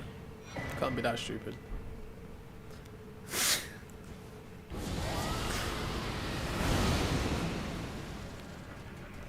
No, I think that's just your personal interpretation of the world. The data, like no matter what it is you're looking at, never explicitly says this was done by God. It's just the lens you're choosing to interpret the data through, right? And that's fine, right? It's you're entitled to your personal opinion on how things are. But as so far as them being an actual fact, you're not entitled to it. Like I said, you're talking to somebody who thinks humans invented God. An anthropomorphic feature like design, like having a mind or being intelligent, would be something a human would put into their concept of God, no? So there's that. If you're starting, like, if you came from a culture that didn't have any belief or any notion of a god, then I might take your opinion about intelligent design a little bit more seriously. But knowing you're likely tainted by your what's the word? Just like your pre-existing belief systems, right? I take it less seriously, right? Because of that. It's like it's a pretty pitiful argument, and it's very common. It's very common. What's up, Turbo? I think that's one of the reasons. Death anxiety is very real. I think we all experience it in some level. And the unknown, fear of the unknown, is one of the biggest drivers of humans. So, yeah, I hear it.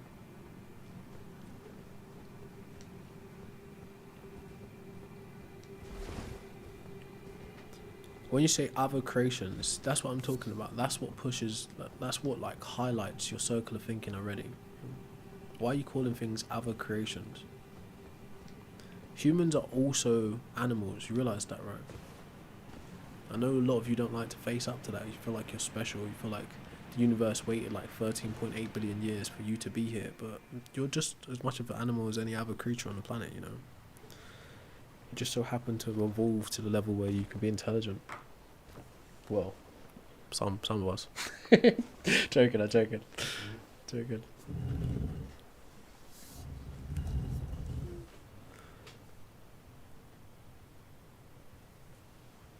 Yeah, taxonomically, we're the same as animals, bro.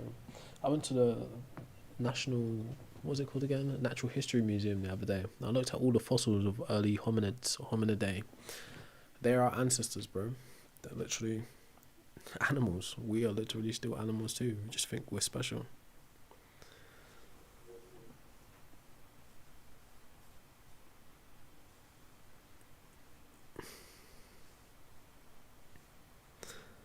So what did God look like then, Kalen? If humans are invented or created in the image of God, what did God look like then? You're saying God was a human? Or maybe God was a chimp? And actually, like I've heard some scriptural critique from like scholars who, when they said that, I think they was talking about, it had more to do with a henotheistic point of view. It's God's talking to other gods. So yeah, that's anyway. Who cares about scriptural critique, bro? You're entitled to believe whatever the hell you want to believe, whether it's a fact or not. It's a different conversation. Oh, please be a sight of grace. No, I'm about to get spanked. I don't need to ask for discernment. I have that capability. You realise discernment is literally just differentiating one thing from another, you know? Thank God for logic.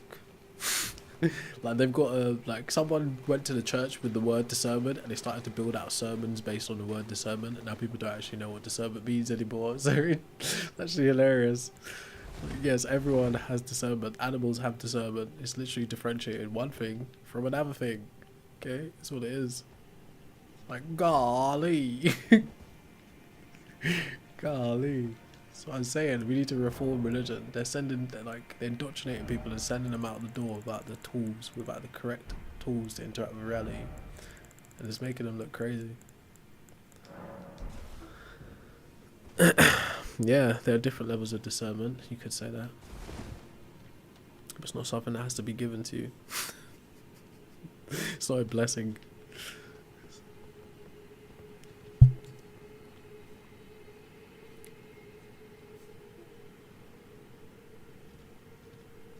Well, if that's what you took from what I'm saying, then maybe your value is the same as a cockroach. Because not at any point did I say anything like that. Damn it, we need some. Should have used the sight of grace before I came here.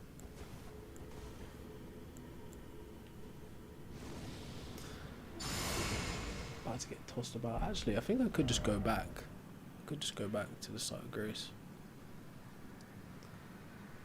What if that isn't going to be there anymore? What happens if do you reckon the coffin will respawn?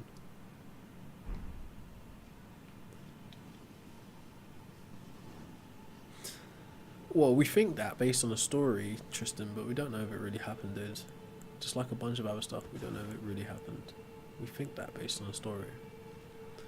It could be a lie. Lies, lies, and more lies. Oh, it's one of these guys. Yeah, I'm dead. There's two of these, and both of them are ridiculously tough. Exact. Speaking of cockroaches, I'm dead. Oh, I knew I should have just teleported back. I've lost my points. Damn it. Damn it, all the hell.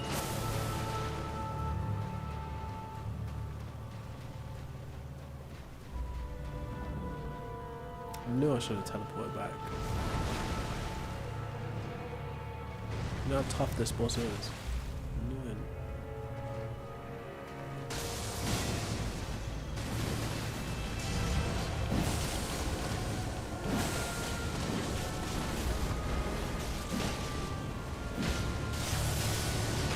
You got me.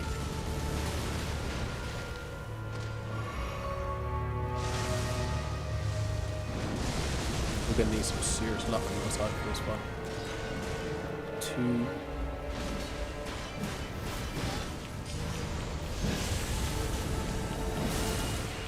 What is he doing? Oh, he's doing the electrical attack.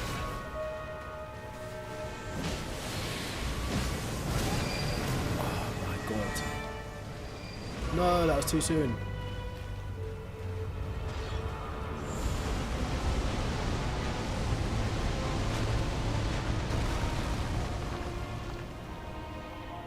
I'm cooked.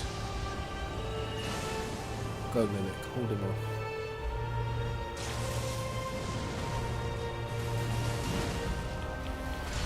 No! I'm in attack range. Damn. Nah, I'm cooked.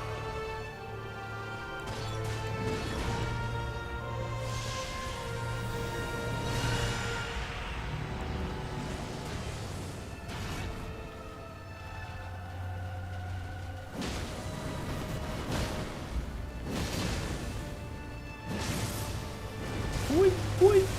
Lord have mercy. I'm cooked.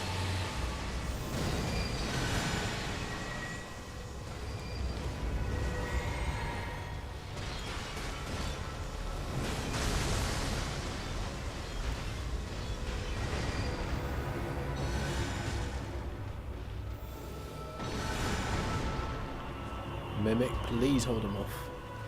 This is pressure.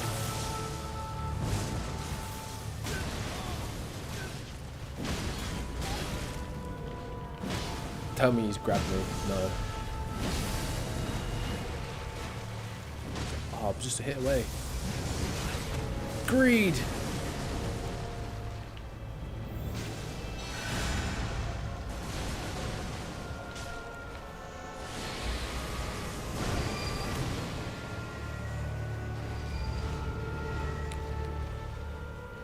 We can do this. Oh, no. Go ahead.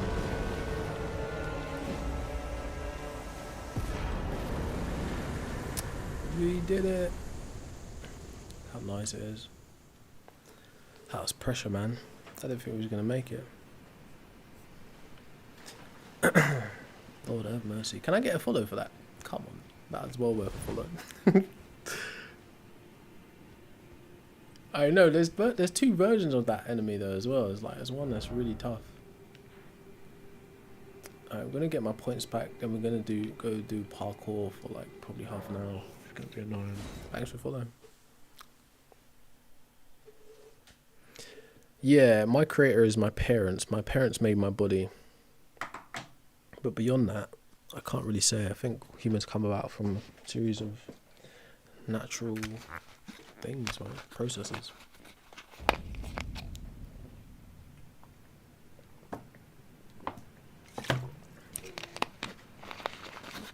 What's up, JLS?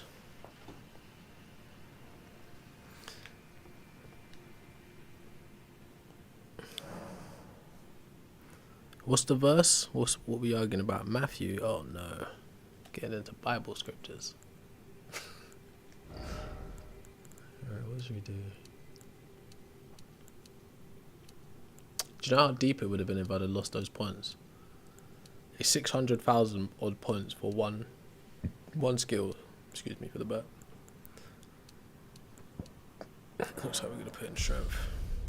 So yeah, if you didn't know, my level is 269 now, but I started out doing a strength dex build, which was my initial playthrough. As you can see, got endurance 51, 52 on strength, 50 on dexterity. But now on the fourth playthrough, the points don't scale, so there's no point. Oh, actually, we're gonna lose 300,000 points now. Wait a second, was there a reason to go there besides fighting him? There was, isn't it? I messed up.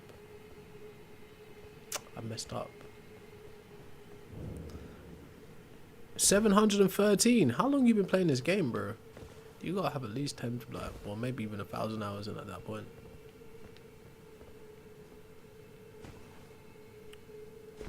Months, bro. I've been playing this game for years. Like on and off, of course, but not consistently. But 713 is crazy work. Do you know how much points that is? I bet you glitched. I bet you did glitch.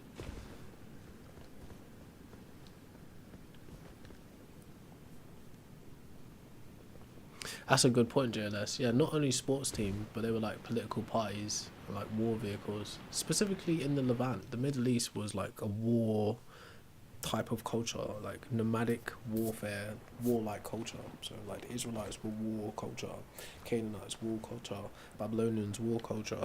Like they were just on smoke. So when they started to come up with ideas of God, they were in an arms race for the biggest, baddest God. You know, it's like the all-powerful God, right? And his prophets have to be the biggest, baddest prophets too, right? Hence the whole showdown between Moses and the pharaohs and all that kind of stuff. That it was all about that. It's like power games. It's like, you know. Anyway, sorry, just gonna grab a bowl.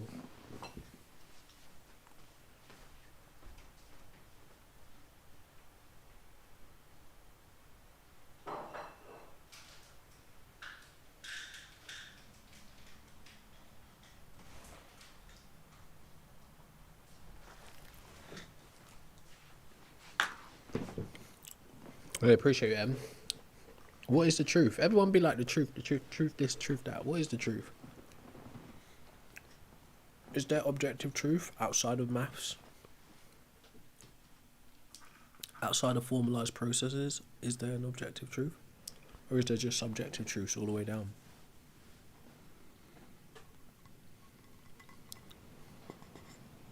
Absolutely will, and I would never waste my time getting too deep from reading the Bible or any other religious text.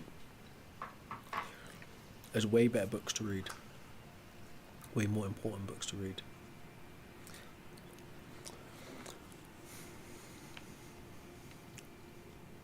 What? You can have objective morality as an atheist. I'm not arguing that, but I'm talking about truth. Yeah, Will Seeks. What's your top 3 favourite books, man?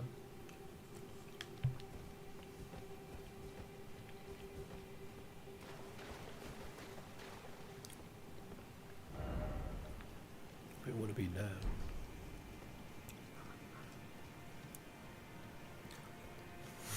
Can you prove that we have free will? You realise the free will is not in the Bible. Free will is like apologetics, smoothing over the problem of evil.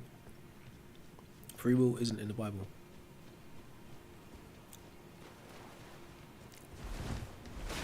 Well, morality is ethics, right? Within ethics, you've got meta-ethics, you've got virtue ethics, you've got utilitarianism, you've got consequentialism. There are a bunch of different systems. You've got humanist ethics, which are based on evolution or the greater good, like how Plato would describe it. There's a bunch of ways to get to objective morality. But if you think objective morality comes from God because God gives a law, then you don't have objective morality. You have divine subjectivity, and you fall prey to what's called divine command theory. So that means God could tell you to do something that's bad, and you'd have to do it because God's good. Like, all kinds of problems come up with that. I could walk you through a scenario of that. But you don't have objective morality if you think your morality comes from a God. It's not objective. It's divine subjectivity. It's based on whatever that God wants it to be currently. But that being said, God doesn't exist in that capacity, so God can't give you moral laws in the first place. It's men who wrote the moral laws, using God as a sock puppet to make sure you apply them. Right? They're just ethics. And that being said, you can get objective morality from evolution too. Right? So primitive humans would have had a non-verbal moral code, That's how they survived. That's how they managed to cooperate in tribes and then into cities and kingdoms and civilization. Moral codes were in society before the Bible comes around. Older religions have ideas of moral codes before the Abrahamic faiths. You've got 42 laws of Ma'at, the Code of Hammurabi, I think it's called, right? That they're codified through their like culture, but every culture that reached a level of civilization without the Abrahamic gods had moral codes. Okay, so you're talking nonsense. No, I'd advise you to read some other books outside of the Bible.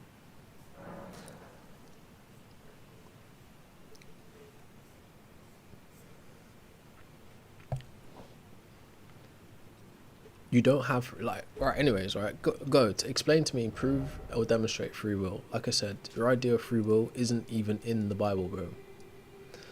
Alright, actually, before we teleport away, let's make sure we get this done. Where are we? Astel, natural born of the void.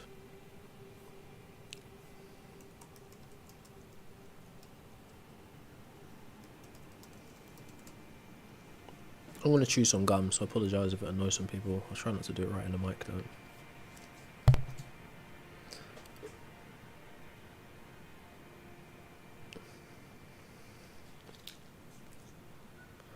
You need to open Renia's room locked chest to get Rani's wedding ring.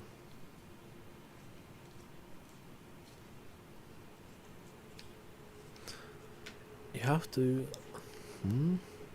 If you fought the invader of the start of Lake of Rot, got a key. Use the key where it tells you to. You'll be able to pass the sealed door. Go to Renal's room in Raya Lucaria and use the key on the chest there. Oh yeah! This questline is ridiculous.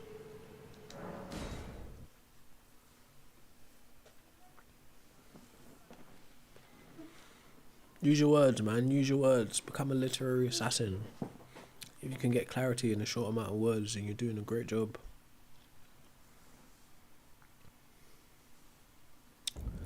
We ain't fighting A2D, you know how I am already. I'm peaceful as they come. Ain't no fight.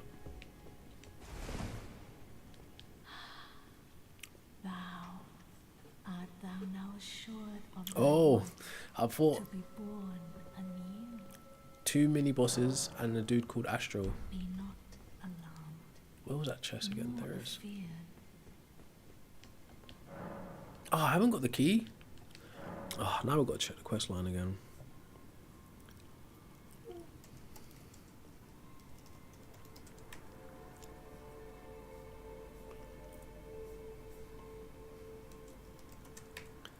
I thought I had the key. Meet Rani. Done. Done. Find Blade. Kinda done. We had to free Blade because I messed it up. Get the Finger Slayer Blade. Deliver the Blade. Enter Renner's Rise. Go to the previously sealed Renner's Rise near take teleport to Ansel River Main.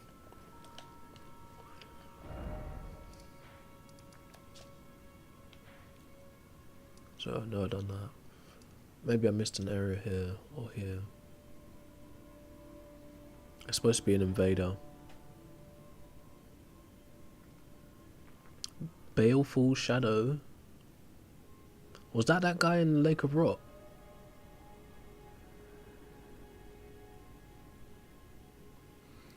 What? It said to speak to Rani's doll? I've never seen that pop up. I think I made a mistake. Can't speak to it.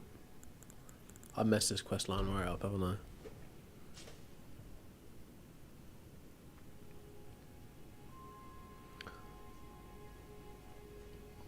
Baleful Shadow. Let's have a look quickly. I could have beaten him and just not paid attention to his name. Lake of Rot.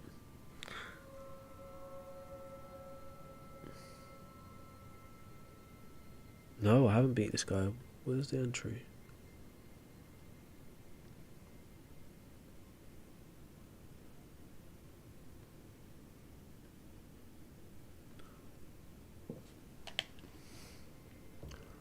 Show the Sight of Grace. I hate when people make these videos that don't show the Sight of Grace.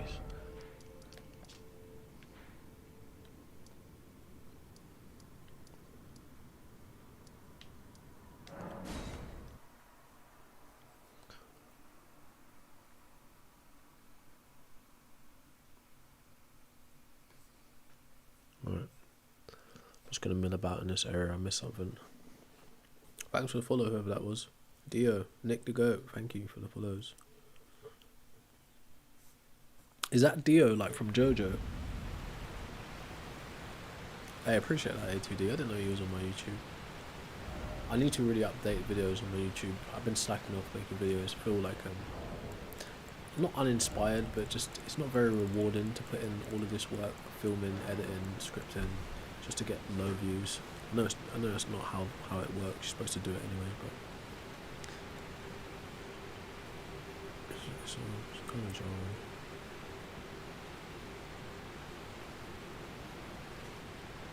Yeah, my YouTube is all over the place.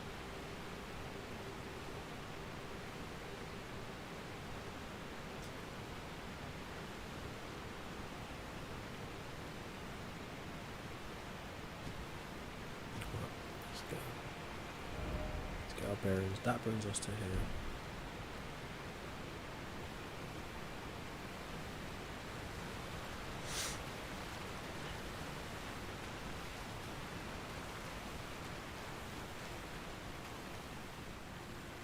It's always cool when you can run under a waterfall, isn't it? I'm everywhere. What's your user on YouTube? I do need some new YouTube subscribers though. You guys should come over to YouTube at some point. There's lots of videos to entertain you. Things to make you think, hopefully.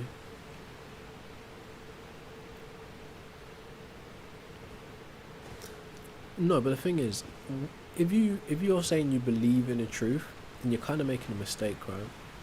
If you know something that's true, you now have knowledge. So it's not belief. Okay? You now have knowledge. If it's something true, if it's a piece of information that is factual and true, it's now knowledge. It's not belief. Okay?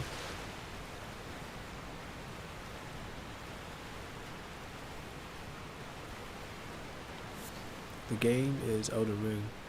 It was Pharaoh. You're Pharaoh. Was I speaking to you the other night when I was playing Wolfenstein? You sent me £5 or $5. If that's you, then big up to you, bro.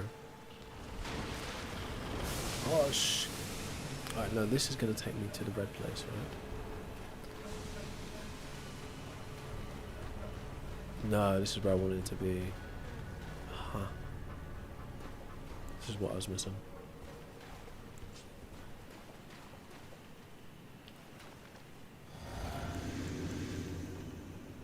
Where is he? Someone should summon.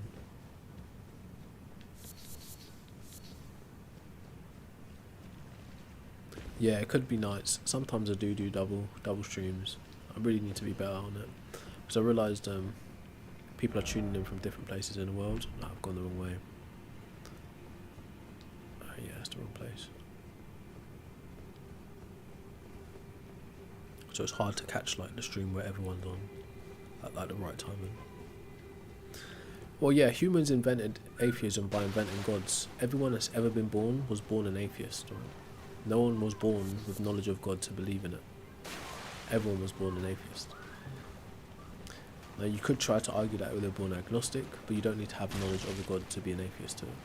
Being an atheist is simply the disbelief in God or gods. So of course if you have no knowledge, as a child you have like a different level of consciousness, so you don't have knowledge of the gods, so you disbelieve in them.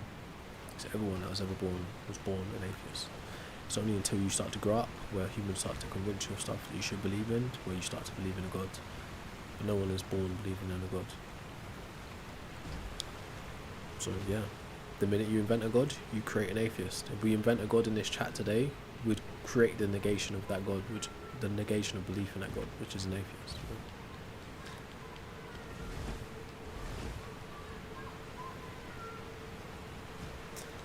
What? Dio, you saying that's my point? That's not my point. I don't think you have to see something in order for it to exist. So is there only one path here, or am I tripping?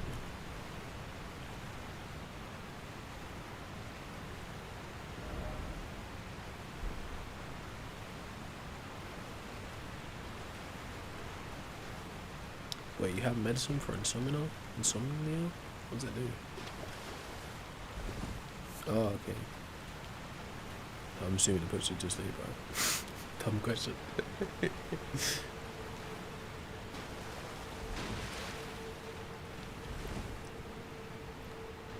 Fair enough. Yeah, they can be super dangerous, I hear. Insomnia also sucks. I doubt we'll get up there. So what am I missing in this quest line? There should be a guy that invades that we need to fight, but I can't see him.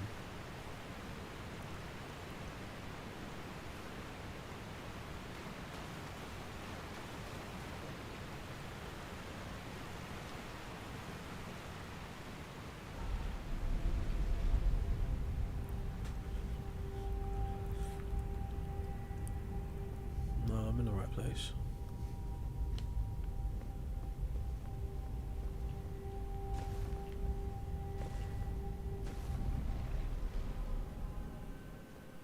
Sorry chat, I'm just watching the video to see what's going wrong here. Yeah, that's the right place, but I didn't get a summon.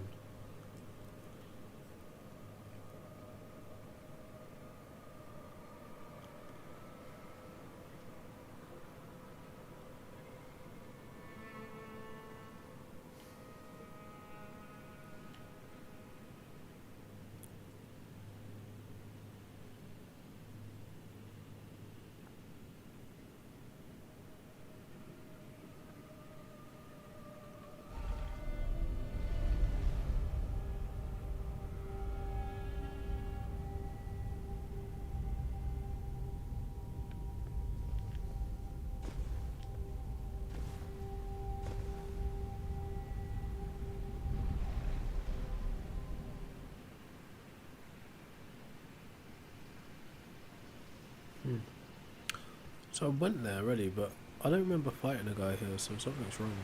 He didn't summon in.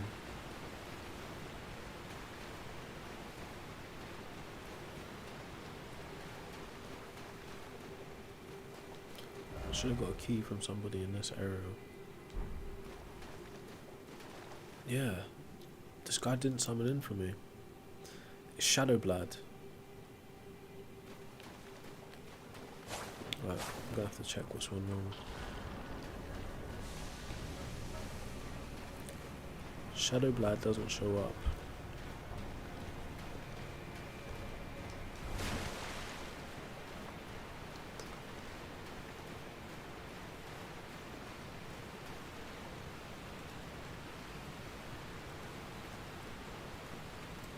Not spawning. Baleful Shadow Ring won't spawn unless you have exhausted the dialogue with the miniature Rani doll at the Ansel River main site of Grace. Annoying. Ansel River main. Annoying. See all these little stupid steps? Like, this game is not explicit with what it wants you to do. I'm playing Elden Ring. What's up, Clover?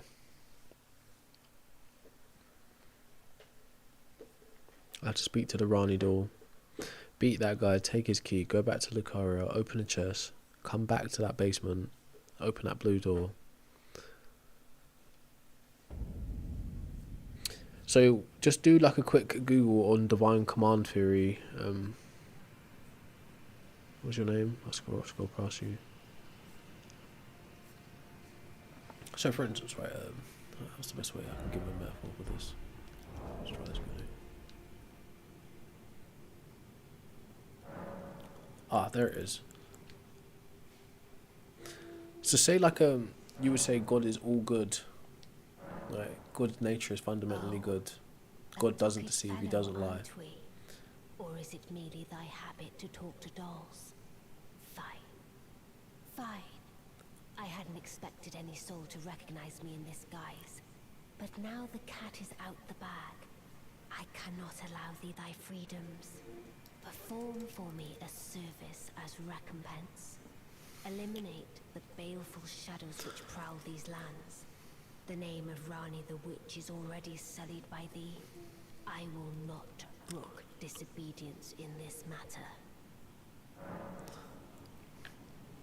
Perform for me a service as recompense. Check out the screen, bro. I'm gonna put it on the screen for you. Eliminate the baleful shadows which prowl these lands.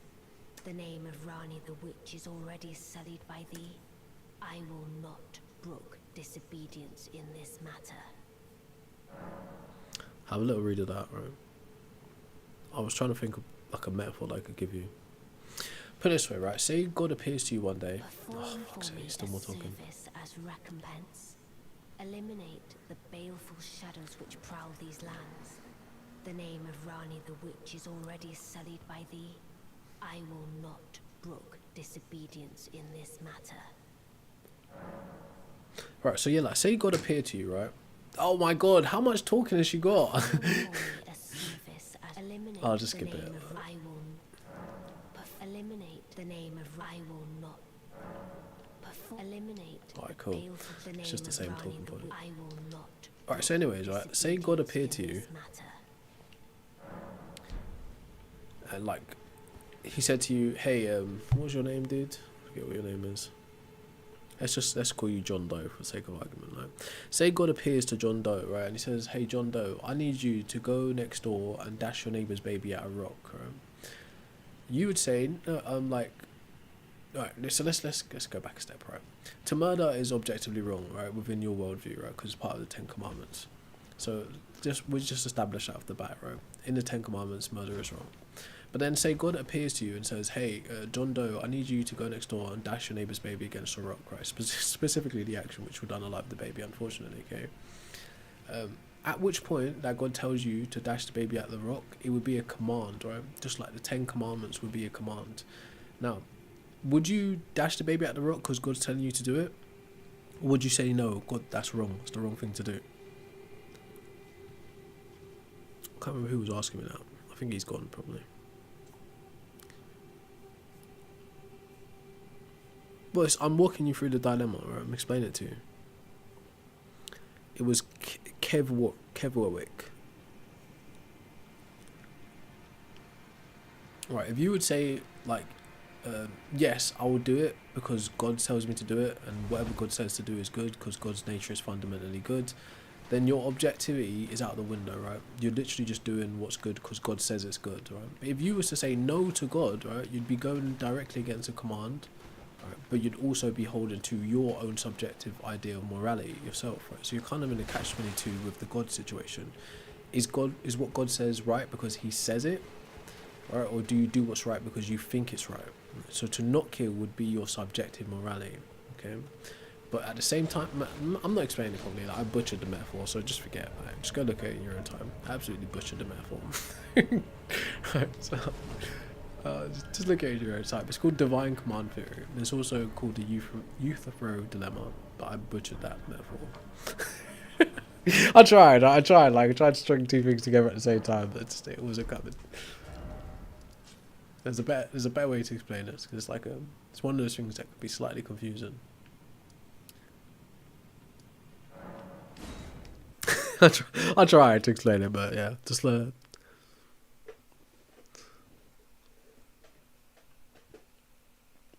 I don't know, Z4. I couldn't say for certain. But I somewhat think that I'm experiencing reality, so that's kind of good enough for me.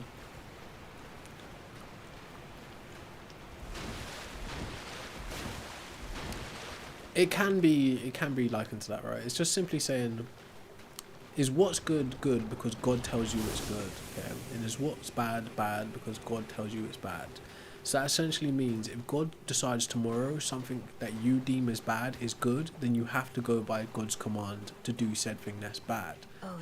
So truly, under a moral framework under God isn't actually objective at all. It's down to God's opinion on what's good and what's bad. Does that make sense? Metaphor aside. With a fateful wound, ne'er to heal.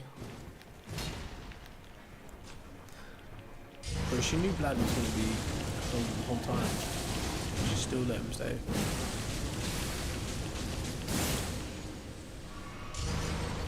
I was like, let me get a drink. Ah, he's got me in his sights. That was pretty sick. Dead.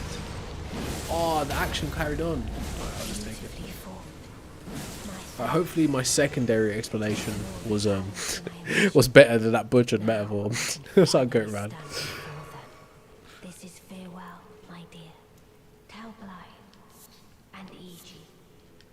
No, I'm simply saying, right? Well, personally, I don't actually subscribe to objective morality myself, right? And I'm not a philosopher, so I know very little about the different ethical frameworks. But that being said, you can arrive at somewhat an objective morality outside of a god. So you can have a humanist perspective on objective morality. It's a lot to get into, right? But basically, you're saying your point of view is putting forth that you need God to have objective morality, right? And I'm just explaining to you that no, right? If God decides tomorrow something you think is bad today is good, then it will be good from that moment on, right? So your objectivity goes out the window. The only time your objectivity would remain the same in that scenario is if you go against God's commands, right? Then you're having a humanist objective morality set. You're not going by God's command, right? You're not doing things because God says to do them, or not doing things because God says not to do them. Does that make more sense? Okay. I know like the wordage of this can be so like confusing. Locked in at work, what are you doing? What are you doing at work, go man? No, but don't get me wrong, like there. Alright, so let's just go into it because I don't want to do this complete disjustice, like the disservice. You can have objective morality without a god, right? So humanism posits that objective morality arises from human nature, reason, and empathy rather than external divine command, right? So empathy could be looked at like the ability to experience things from others' point of view, but humans actually genetically have something called mirror neurons, right? So we can actually somewhat simulate the experience that someone else, an animal or life, is experiencing. If it's pain or it's discomfort, we can actually simulate that, right, with mirror neurons, okay, when we mirror that emotion or that empathy, okay? But the divine command thing is literally saying, hey, God says to do this and not do that. But if God pops up tomorrow and says, no, do this now and don't do that, then you have to do that, right? So your objectivity goes out of the way. But the idea of God's commands are completely subjective to God's experience himself. So he can tell, like in the Bible, in the Old Testament, he tells people to go unalive whole cultures, men, women, babies, dogs, everything. He says just go and wipe them out, right? So that's divine subjectivity, okay? All while saying thou shalt not murder. So it's entirely up to God how he feels on that day. That's what I'm trying to say.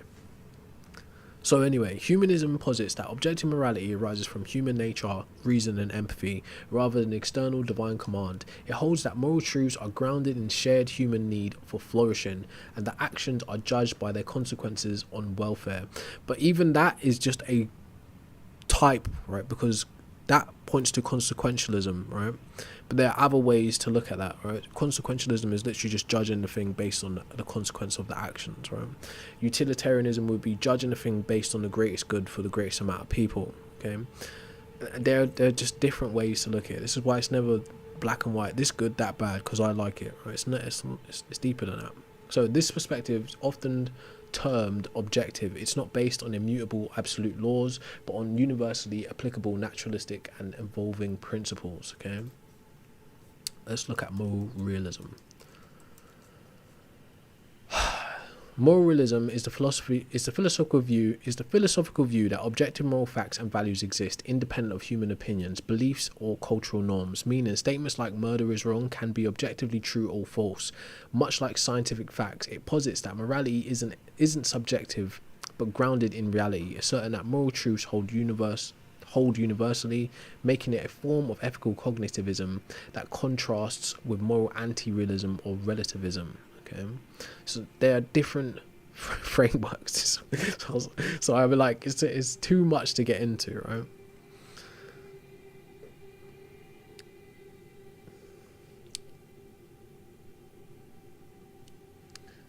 Alright, anyways.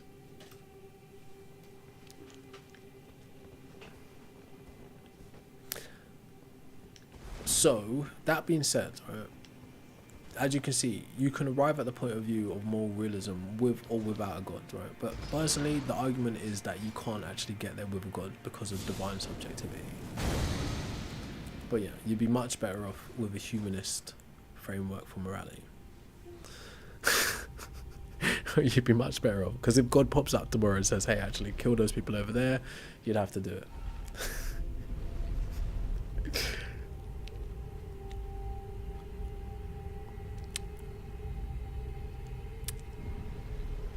Bro, why is your hand brown?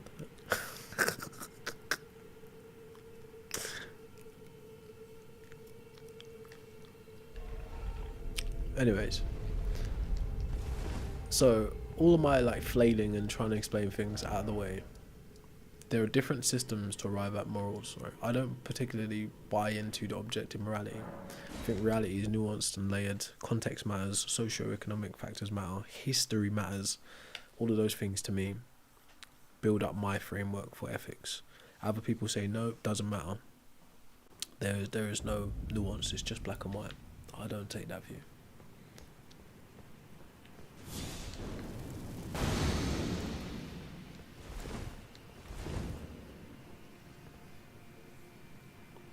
History isn't a lie, Matt. Things can be lies in history, but as an account for past events. Well, yeah, do you know what? Fair enough. You can be skeptical of time too if you really wanted to. But now we're just getting into thinking about things that just are outside the realm of this conversation in the first place. The conversation is about humans inventing gods, ultimately. No, bro. Breaking history down into his story. Right, you need an extra S, by the way. But it'll be his Tory. But that doesn't make it automatically mean his story. Right? There are different ways to put it this way. The best way to study history is from a holistic point of view, taking different people's accounts on events, not one person's narrative. But yeah, another thing that's often like thrown about as a truism, but it's not true, is that the victors write history. That's not true. Right? The financiers, the people with the most influence and power, write history. Historically, what was before what's called recorded history, they had oratorical histories. These stories would be passed on through word of mouth, sometimes through paintings, carvings, etc. But historically, when history began to be recorded, it was only for the elite, and it was sanctioned by the elite.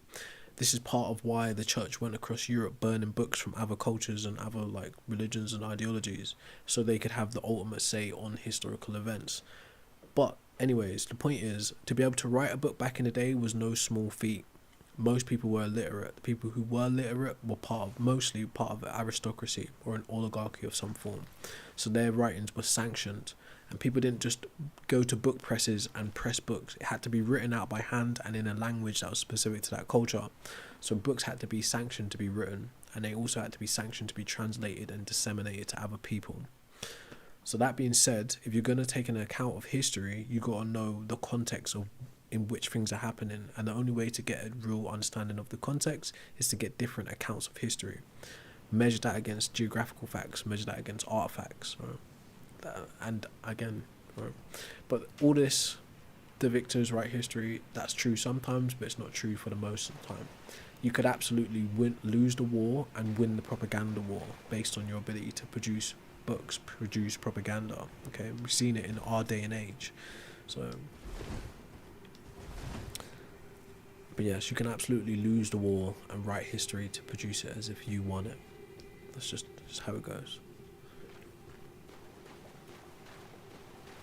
What's up, History X? He says, those pesky financiers. But yeah, think about people like the Medici family and stuff like that.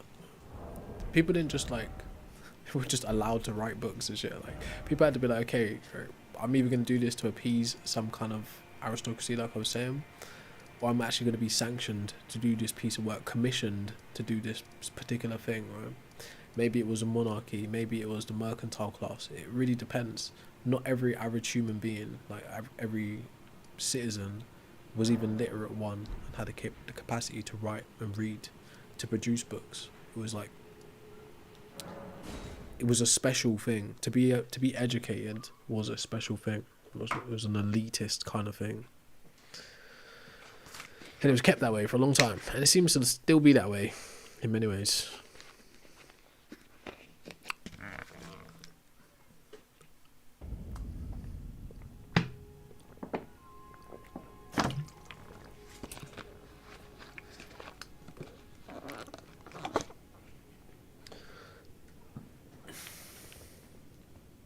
I hope I picked up the key this time. I was just yapping.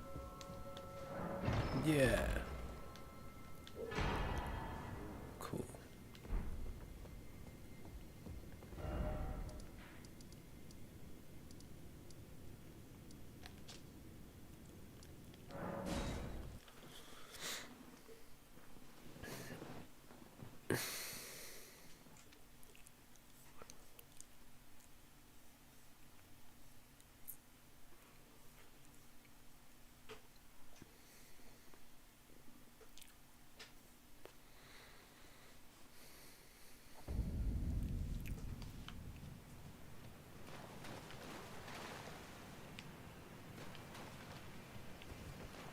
Hey, thanks for hitting the like, Clover.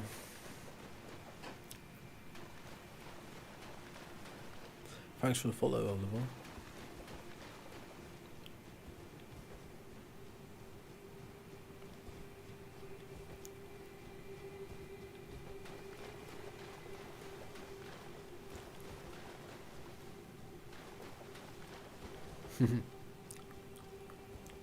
Wait, I come that way, no? Oh, yeah, okay. So the doors just open automatically. I don't have to run up to them. Why do you think that, Sir Digby? Why do you think I'm saying that?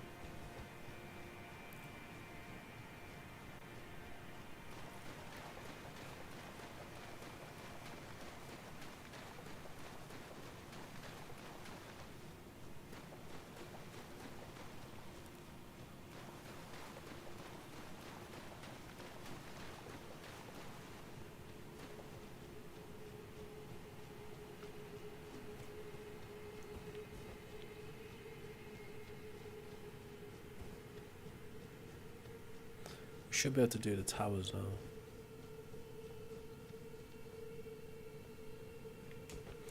Saying humans invented God isn't saying we're the highest power, but we are the apex predators on the planet. At least we think we are anyways. We could get just taken out by like bacteria or something wild. But in terms of intelligence, we seem to be like the top dogs on the planet. But I don't think you grasp what I mean when I say humans invented God in the first place. I'm not saying we went in a lab and built a physical body for something. I'm saying God is simply just a concept, a psychological construct. Oh, that brings me here. I thought I would have got there.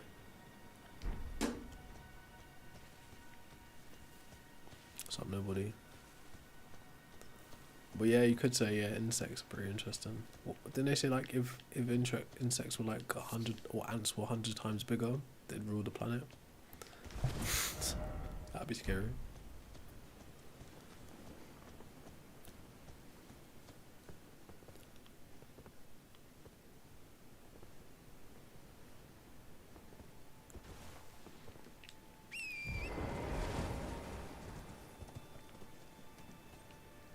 There is.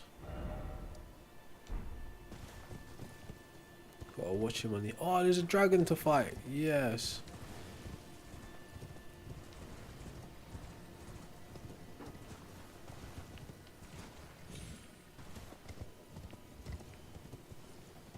Let's check this out. What's all this?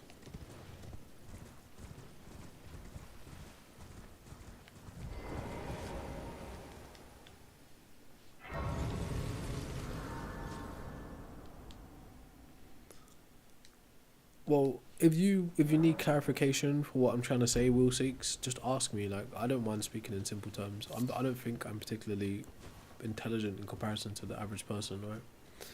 But sometimes when we're talking about things that are like, you know, specific or, you know,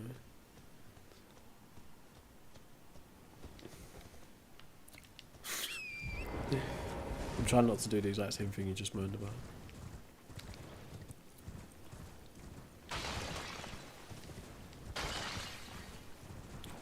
Oh, there's two dragons. What? Green dragon?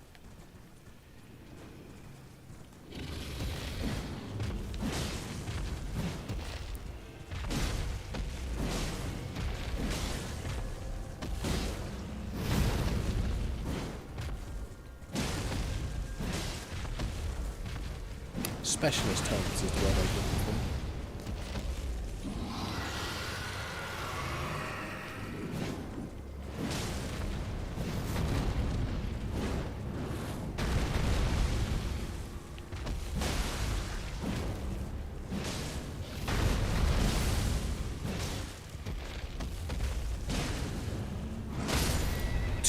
Lapped.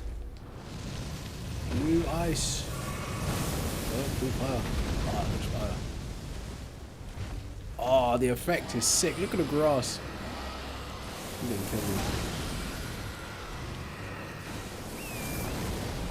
Ooh, that was close.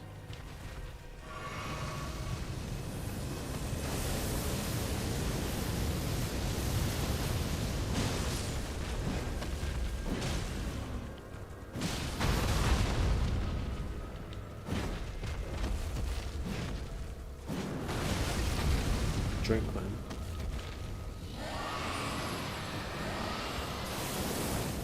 How can you curve a bullet from his mouth? It's crazy.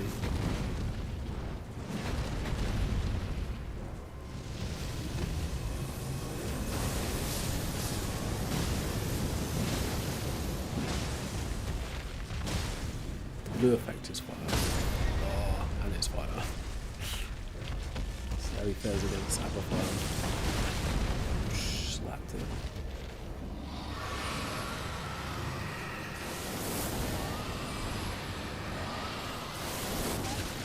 What?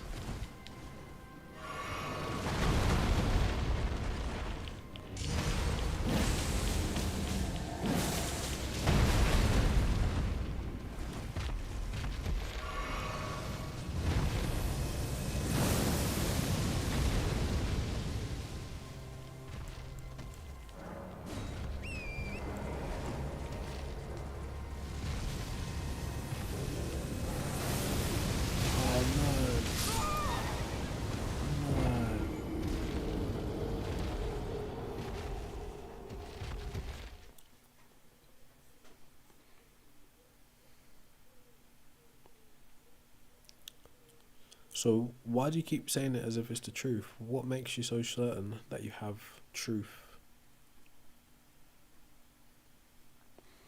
And I think if it were truth, it would just come in the form of knowledge that you could share and it'd be undisputable. But it doesn't seem to be the case. What's up, Aaron? How you doing?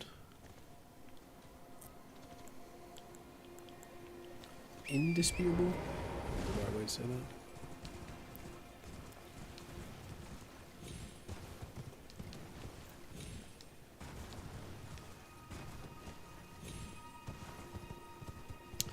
Now, what's that dragon? He's there.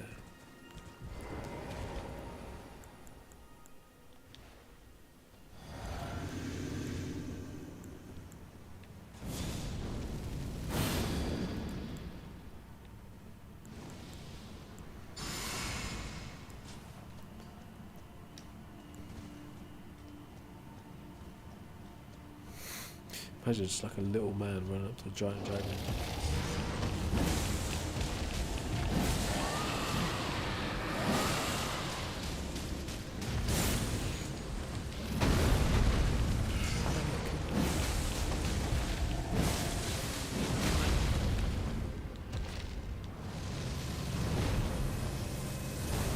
Flip now, I'm cooked.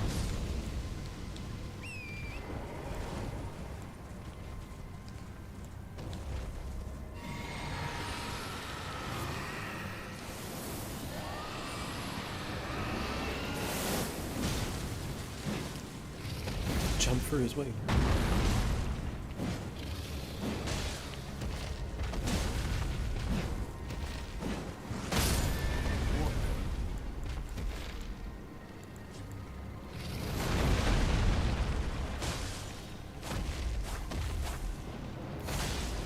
Scramble.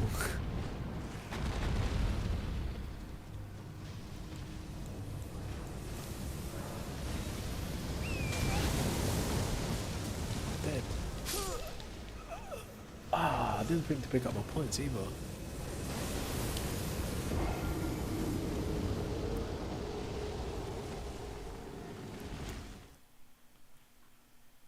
What are you doing for work, bro? What's happening? Yeah, he roasted me in blue flame. Wait, 1 second.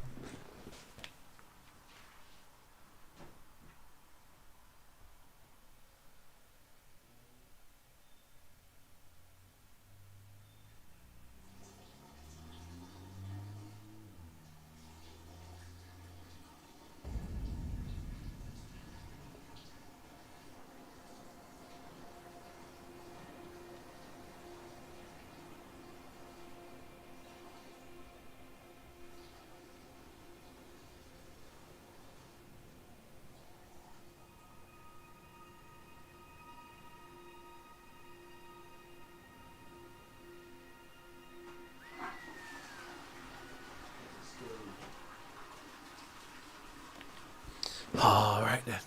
Let's give this another try. What do you mean by this realm, Ali? What other realms are there?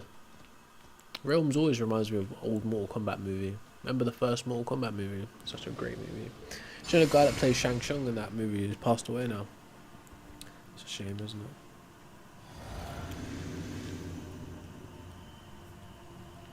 What do you mean by realms? Let's go do this without any help.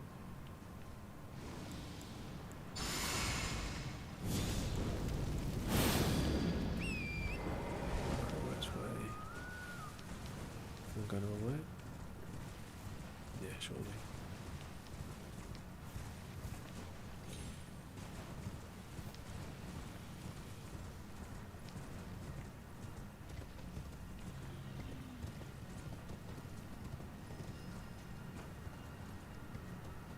Who's there?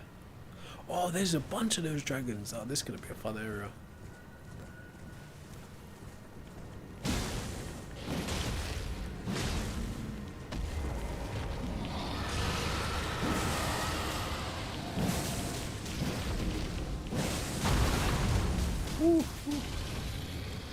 No, wrong bottle.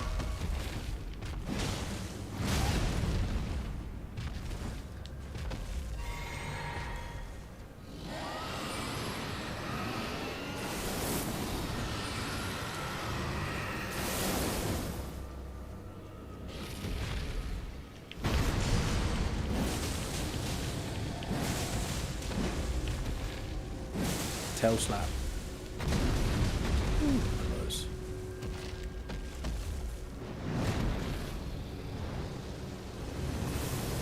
Oh, he's just cheating now. Bruh is cheating now. Oh, nah, he tried to pull up next to his friend. Nah, he's cheating. He was trying to cheese me. No way.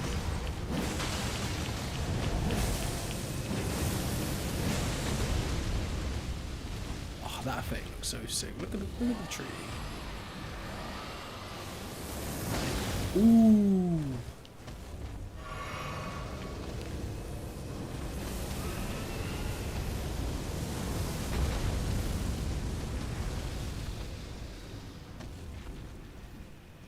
Look. He's aggroed his friend into the fight. That's not fair, bro. I feel like David Attenborough right now.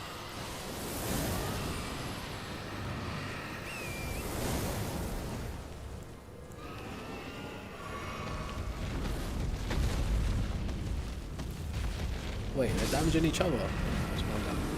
Oh, there's bear there. Should I now see?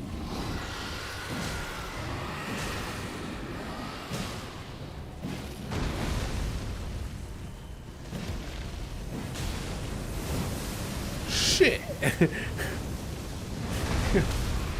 Excuse my language. These dragons are tougher than Caled. Oh look, you can get them to hurt each other. Interesting.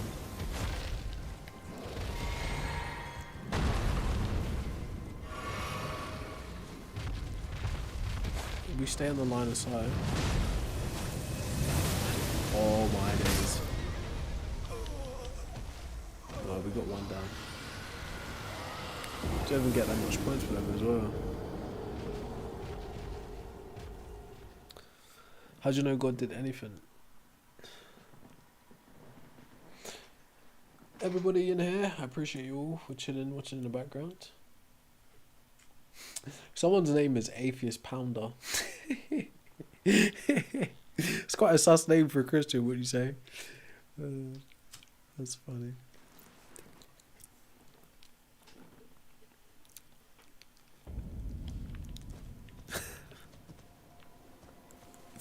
Sus name indeed.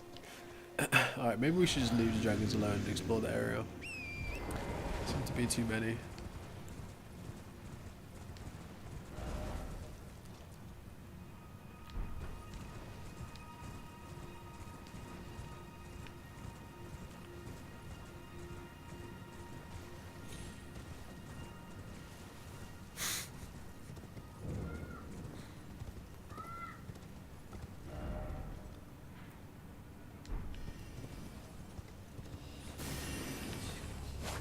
sure.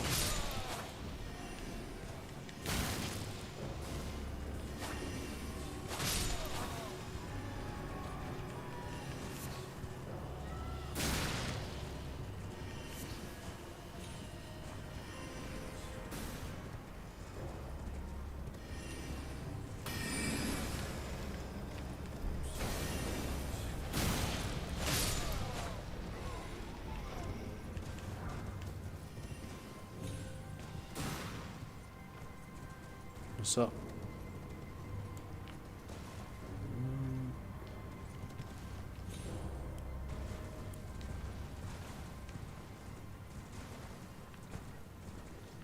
Is it just still you're not still arguing about maths, are you, bro?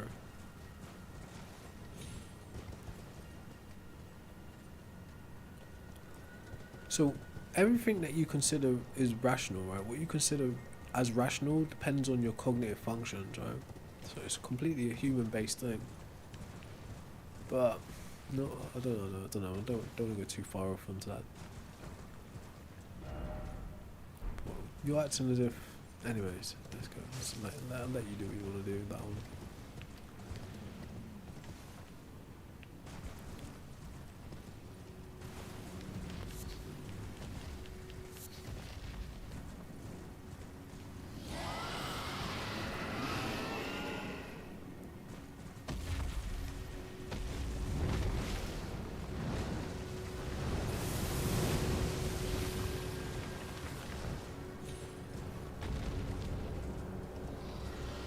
Oh shit.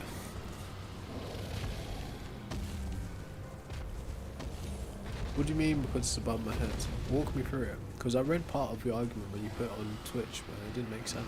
So I just thought, it's a bit conflated. It's like man-like.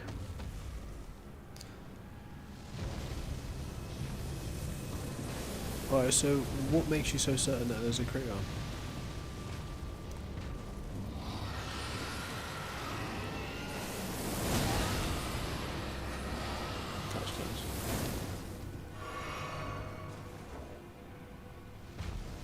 That's what we want.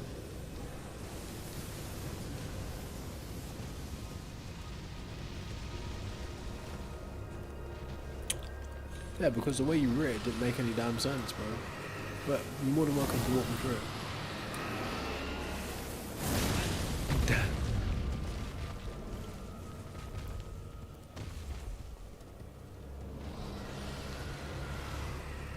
Oh, no going back now.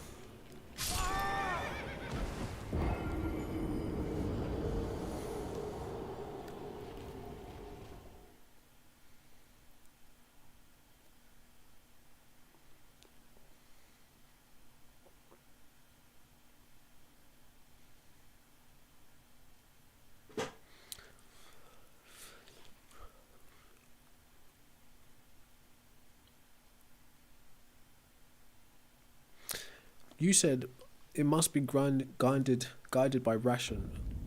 Logic is what guides maths, right? Logic is axiomatic, right? So I'm not quite sure what you're trying to say. And we walked through the whole thing about maths as a language being an invention of humans to describe the actual physical reality. So that's what I'm saying. Your argument didn't make sense. No, that's a terrible argument, bro. Are you a building? We know humans exist. We know humans are capable of making things, like watches, like games, like buildings, right? We don't know if gods exist, and we don't know if gods are capable of making things, okay? We know the exact mechanisms in which humans use to make things. You don't know the mechanisms in which a god might use to make things. For instance, if you're the type of person that argues God is an immaterial spirit, then explain the mechanisms in which an immaterial spirit produces a material physical reality, bro. This is the problem with the shit you're saying, with all due respect. Logic is also something we describe, but I would grant you, right, that logic is like a fundamental, or appears to be a fundamental feature of the universe as it is. Right? But that doesn't need a god to ground it, because if your god behaves rationally, then it would also be axiomatic to the god. It would be fundamental to God too. He needs it in order to do things, like you said, rationally. So I don't see the argument making sense. What's up? What's up, DJ? I know.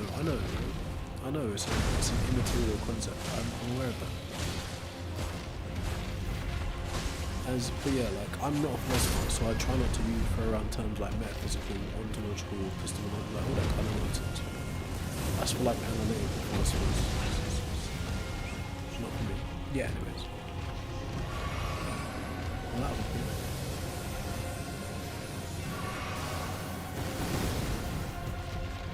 Right, then, so God abides by logic too, okay? So he's not the grounding for logic.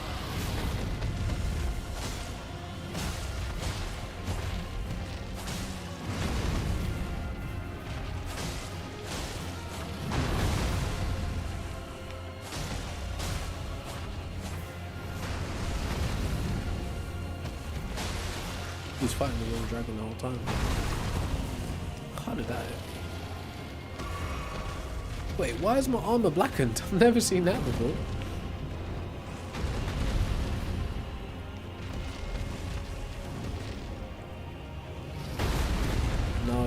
No, there's no way to falsify that claim that God created logic.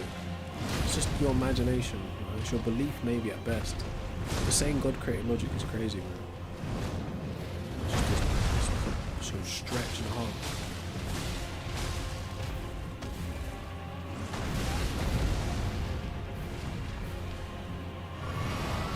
No, it doesn't. Man. That's just your human interpretation of the universe. The universe could be operating in a completely different way to how we interpret it via language. This is what we tend to keep finding that to be the case anyway. So I don't get the argument you're trying to make. I know. Like, it's like a weedy kind of transcendental argument for God you're trying to make. So, if God abides by logic itself, like, then he doesn't need to be the grounding for it. It's just weird thinking in the first place.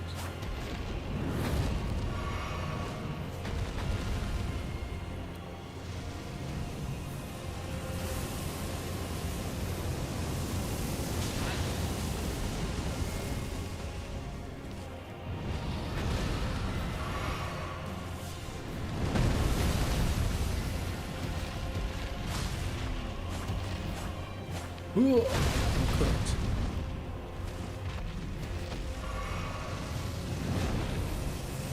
Man, can you imagine knights in ancient times really fighting those mythical dragons? Seems unlikely, doesn't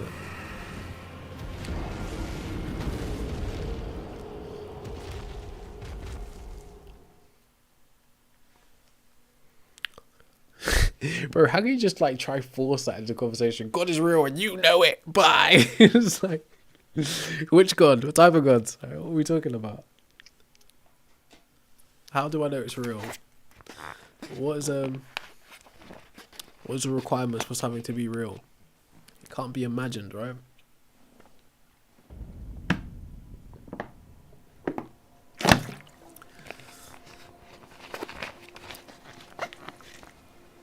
Yeah, but logic hasn't, like, put it this way, logic is universal. It shows up the same no matter where or when, what time, what culture. God is not universal. It shows up different depending on the human mind. Right? In fact, in order for you to have knowledge of a God, someone has to devise a concept of God and impart it to you.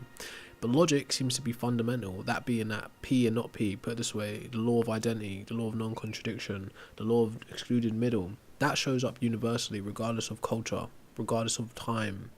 God does not show up universally, depending on what type of God you're speaking about, that, which is the whole point of this conversation. Humans inventing God in the first place, right? I'm losing against the dragon because I'm chatting to red app people. And because I'm trash, let's be honest here. What's up, Simba? So, is it possible to be outside of the world, Simba?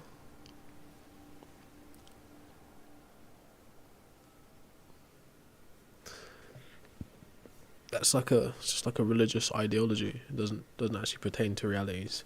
Even the religion that gave you the ideology of worldliness was constrained within worldliness itself, right? And it's rife with it, from clergymen to prophets.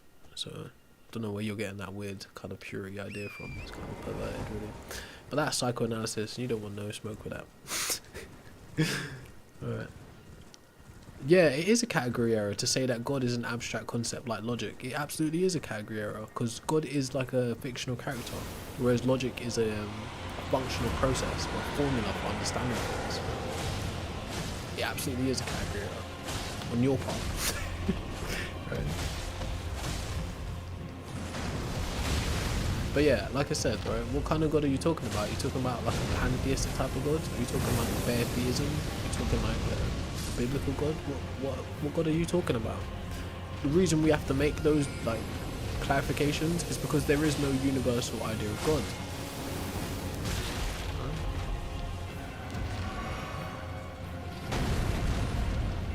Maybe different modes of logic and stuff like that, but the primary understanding of logic is universal, regardless of who you're looking at, regardless of your cultural context. So it is a different category of abstract things.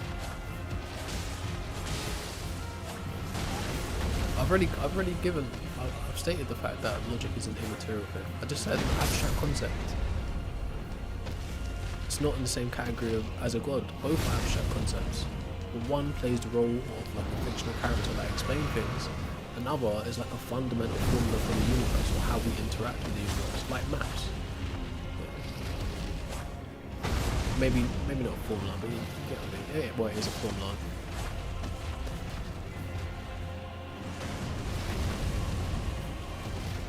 I'm not sure what you mean by that, BJJ.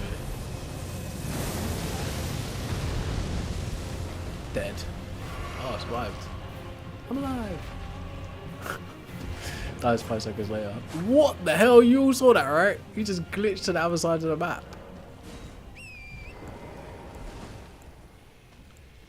That's crazy.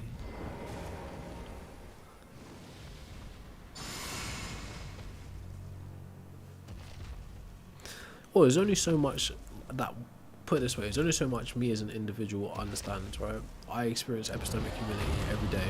There's lots of things I don't know, I don't fully understand, and I would come clean to that.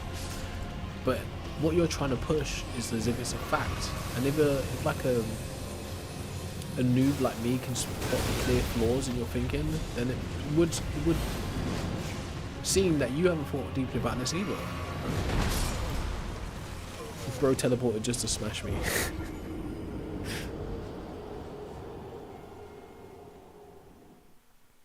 I never told you I'm a materialist though, bro.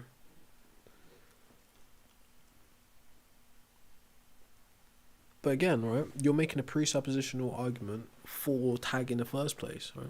Tag is not a good argument. It depends on so much nonsense, essentially, to even start it out as a sentence in the first place, right? Put it this way. If we was to run tag to its end, right, you'd still come up with the problem of special pleading, right? Why God, right? Why your particular type of God? And have you eliminated all other potentialities in between that? But yeah, like, who cares? Who cares? Who cares?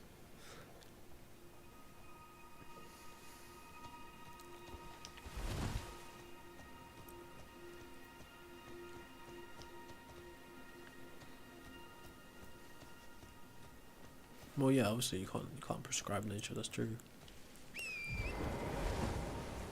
What's up, Blake? Yeah, this error is really fire. Like, it's blue fire too. No, bro. Now you're pivoting to Jesus. Don't do that, bro. Don't do that. Now you're making your own argument look stupid. You started off making a tag argument. Now you're pivoting to Jesus. You make your own argument look stupid now. Oh my god. At least if you was just like arguing for God the Father, like fine, right? It's bad, but not as bad as pivoting to Jesus. It's fucking terrible. No, it's not arguing for Jesus. Jesus is a specific Trinitarian configuration found in the New Testament. You can use tag for different types of gods if you wanted to, but you're really looking for God the Father, not Jesus. At Yahweh, at Elohim, or Adonai, not Jesus, bro. That's terrible. But yeah, gives a fuck. It's like, do what you want at this point, alright? It's silly, let's fight this dragon. It's silly and sillier.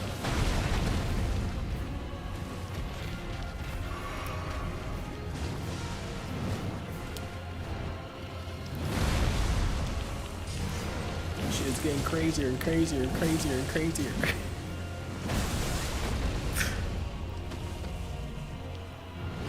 Yeah, but I'm not a debater anyways, bro, so like I said, I'd accept the possibility of me being wrong about absolutely everything I said. But at this time, I don't see your argument making sense.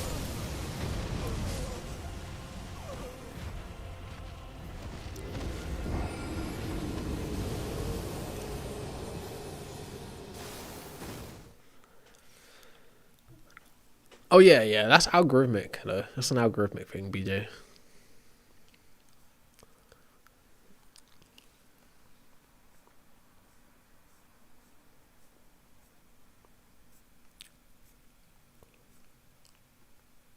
But yeah, you can also text chat. You can also text chat. Don't run. There's nowhere to run to. Like I'm the one. I'm the host of the stream, so there's nowhere to go. What are you talking about?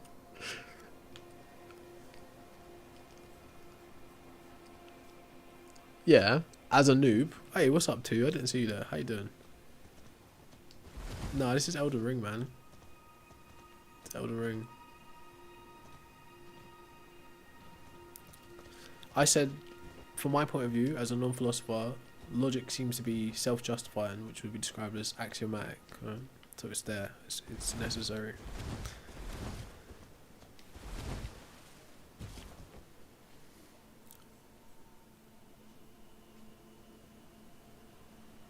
Bro, I think humanity came from evolution.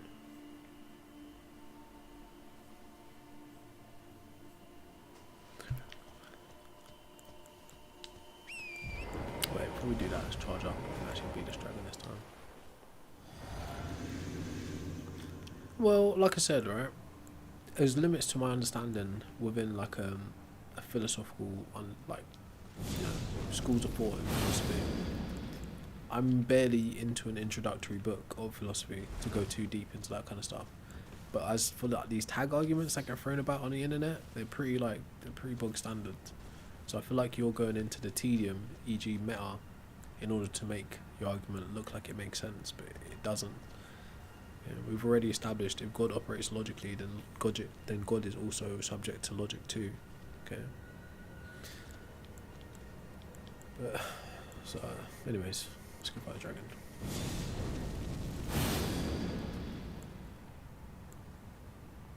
Fair play to you, bro. I'm not doing epistemology 101. I'm doing a stream.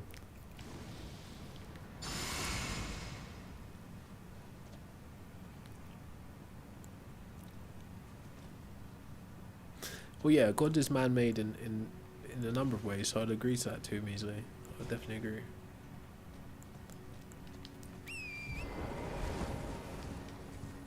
Yeah, but next thing you're just gonna start pivoting to all possible worlds. It's like I know you're like a low tier film, bro. No disrespect. Now I'm doing better on you, but for the sake of the conversation, I think it's quite important to point it out. You pivoted a few times with your own setup. Bro. You came in based on what's his name, Izzard's idea, and now we're arguing about like tedium, things that don't really matter. Alright, you got it, bro.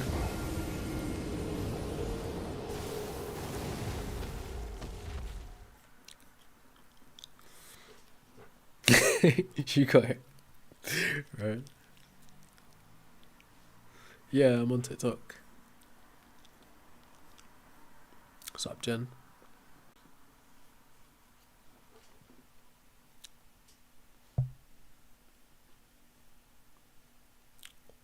And what did I say? Right, but we've already established that God is a human invention, right? Which God are you talking about? Since you're just throwing God out as a justification, which God are you talking about? Where did you get the idea from? Right? So let's go into your idea of God then, shall we? Which type of God are we talking about? Oh no, now it's like, no, don't question my nonsense, alright? Alright, which God are we talking about? God is a psychological construct. It doesn't exist independently of the mind. Right? Which God are you talking about? What are its defining characteristics? What does it do? What doesn't it do? How are you justifying this idea of God you're holding? Exactly, you pum. BJ, get the fuck out of here, bro. You're just a troll. You pum. Talk about Jesus. There's no evidence to suggest Jesus is God, and you know that, man. This is why you're making a bad precept argument in the first place. You know you've got no substantial evidence for your God. So you're trying to pivot to God having something to do with the beginning of the universe or the foundation of it. Because the Bible God doesn't hold up substantially on its own. Sorry, but it's quite obvious. It's quite obviously a cope on your part.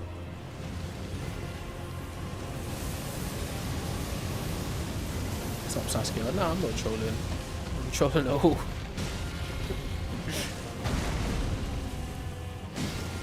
Hey, what's up, PP? Give me a sec, bro. I can't read all three chats at the same time. This guy's taking up significant mental bandwidth at the minute, so...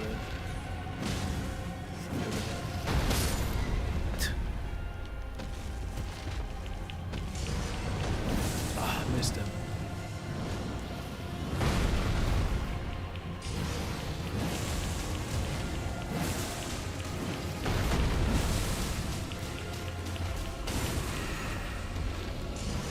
No, start the second attack, bro. Just go for it. Go.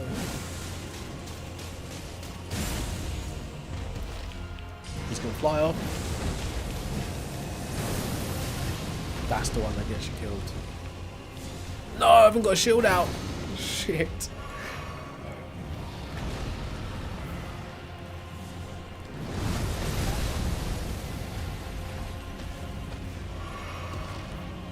Still get him.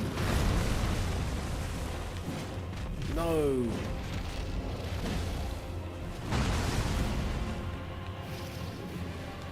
What the? Oh, this is a mess. It's one hit away.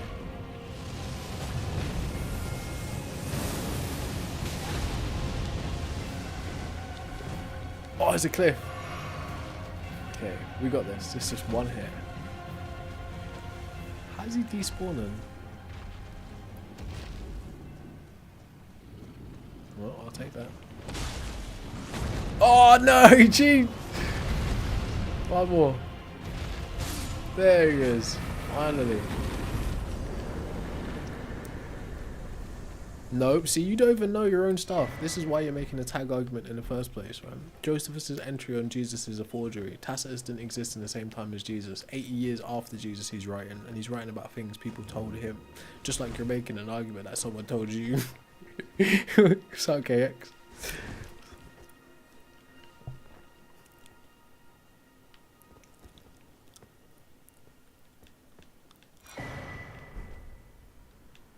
I mean... Look, fair play to you, PP, right? A lot of people think that there's a higher being or a higher entity, but I personally, I abstain from making claims like that because I can't know. When you say things like a higher entity or a higher being, it leaves you susceptible to all kinds of things filling that gap. What if your idea of a higher being just turns out to be an alien or like some thing higher on the imagined Kardashian scale, so to speak, right? It could end up being anything, which is a possibility too, but I prefer to just not make claims about that.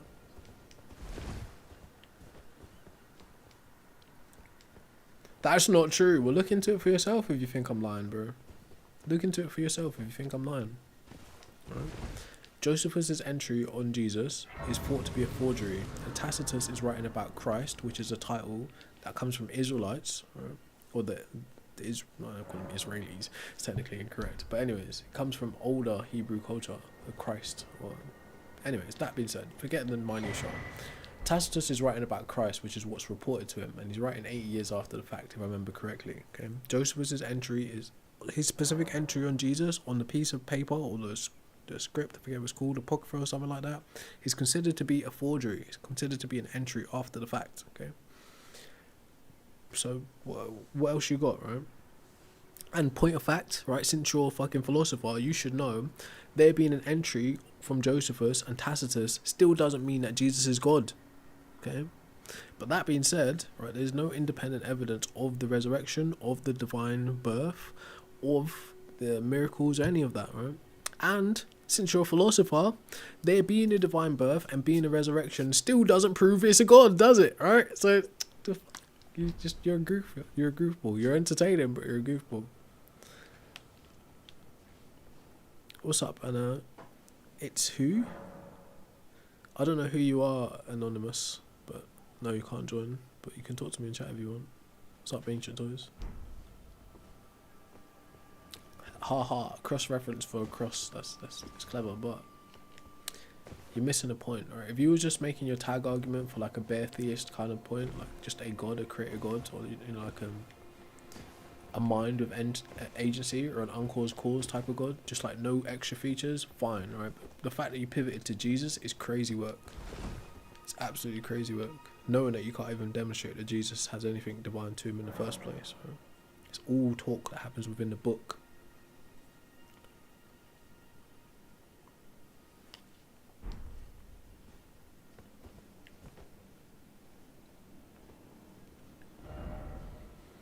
To you, yeah, you believe Jesus is God, right? Jews don't believe Jesus is God. Muslims don't believe Jesus is God. Buddhists don't believe Jesus is God. Any number of other people who believe in gods don't believe Jesus is God. Spinoza didn't believe Jesus was God. Right? Any number of configurations, theistic configurations, do not have Jesus as God. Right? It's just your belief that puts Jesus as God. Right? It only happens in the New Testament. But again, you probably don't know enough about that, which is why you're making a tag precept argument in the first place. Oh, you came from YouTube, bro. Which account are you on YouTube? I didn't see you. Man, like, oh, okay, you was here earlier. Yeah, you was here a while back. Yeah, I see you, bro. You were saying that a building is proof of a build-up. You was making a tired watchmaker's analogy. You got a better chance of getting a paragraph out on YouTube than TikTok, to be fair with you. Bro, so if that's the case, if you take virgin births and resurrections to be proof of God, then what about all the other mythos that have those exact stories? Should we take those to be facts too? Because there's just as little evidence of their events as Jesus's, right? So what about Buddha? What about Mithras? What about Dionysus? What about Horus? What about any number of other people who have special births and special deaths and rebirths? These arguments are terrible, bro. Really bad. It's your belief and it's okay, but it's not a fact.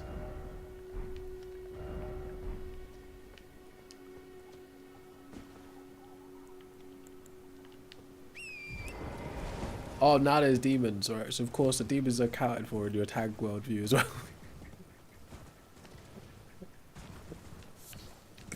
Now there's demons, alright. So, do you see the problem there? The armor is Beast Hunter. Cheater. Damn right, grow man. I'm still growing. So much I don't know. So much size to be had. I need a full breakfast of theists every day so I can maintain my spiritual pressure so you can feel me through the end of that. I'm joking. No, it's true, BJ, right? I'm a noob. I'm just an average non-believer. There's lots of stuff I don't know, and I have no qualms in admitting that.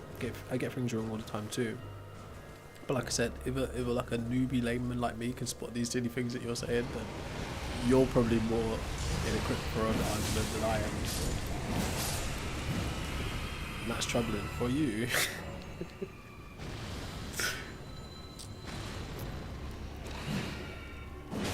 If I could play the Bleach sound effects, that'd be great.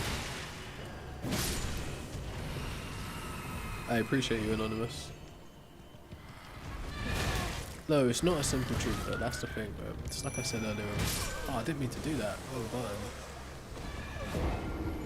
It's what's described as a habit of thought. Sure, like a human could come to reasoning that, I was made, and I see that deer over there giving birth to another deer, so therefore that deer was made, so everything must be made. That's like a habit of thought, right? But the direction you're going with it is like, oh, this is propped up by theology. But theology doesn't have greater explanatory power over the natural universe than science, right? Or even like apparently BJ, the natural philosopher over here, it doesn't have greater power than natural philosophy either. So there's no good reason to walk about thinking that the world is created by a creator. There's no good reason to think that. It's just like a habit of thought, which is not good.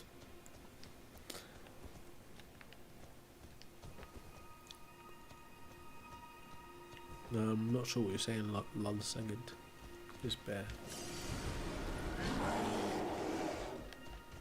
They tried to trap me, bro. They put my points next to the bear.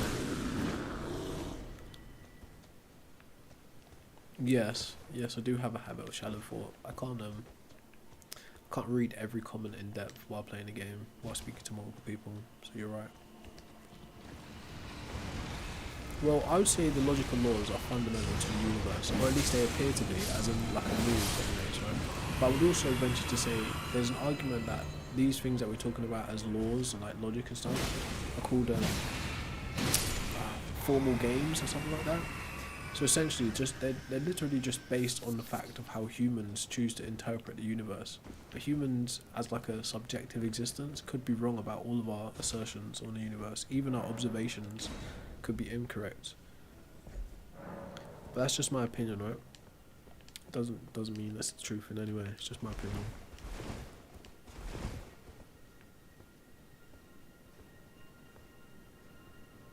Yeah, that's what I'm saying, Chad, right? That's the circular reasoning in the first place. It's like, why are you calling it a creation? It's because you've already got this idea in your mind that there's a God and there's a creationist story that follows, right? Logic is axiomatic, right? So it doesn't need a grounding, right? It's like the starting point. It's an immaterial starting point for all things. In order for the sun to be the sun and not the moon, logic has to be in play, right? In order for there to be matter, right, and space and time, logic has to be in play, or else they'll all be the same thing. But like I just said, you could argue that's just our interpretation of the world or the universe, right? And we need logic to explain the differentiation between matter, space, and time. And that the actual reality of the universe is there is no difference. It can all just be like a monist type of point of view, and it's all one substance. That could be the case, but like I said, we're talking about shit using human interpretation in the first place.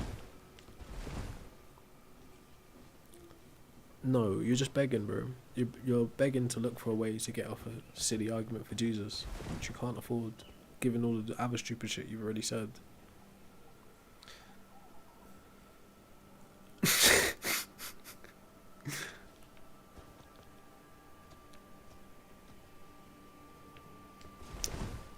Did I at any time say that logic depends on minds to exist?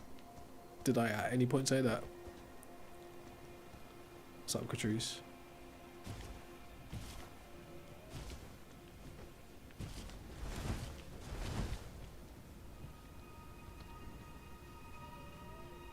Max, I think consciousness is currently ill-defined. Beyond the ability to experience and awareness, I think different people have different ideas of what consciousness is. I think that's the most middle-of-the-road explanation of consciousness. So personally, I don't make any certain claims about where consciousness comes from, but I'm inclined to think consciousness is an emergent property of matter, or like the formation of neurons and such in human brains. But I could be wrong. I don't know for certain. Yeah, it's definitely unfruitful when you're looking for a poisonous one to chomp. But hey.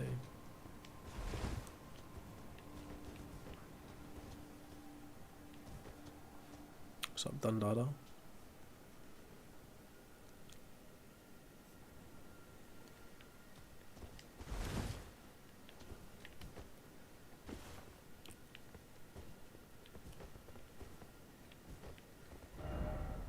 Right, so something down there. Old Albus.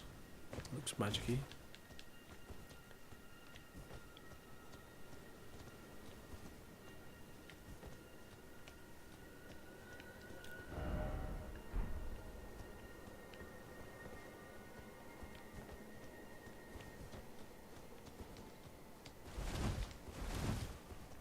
Sorry, I missed what you said, Lolsec.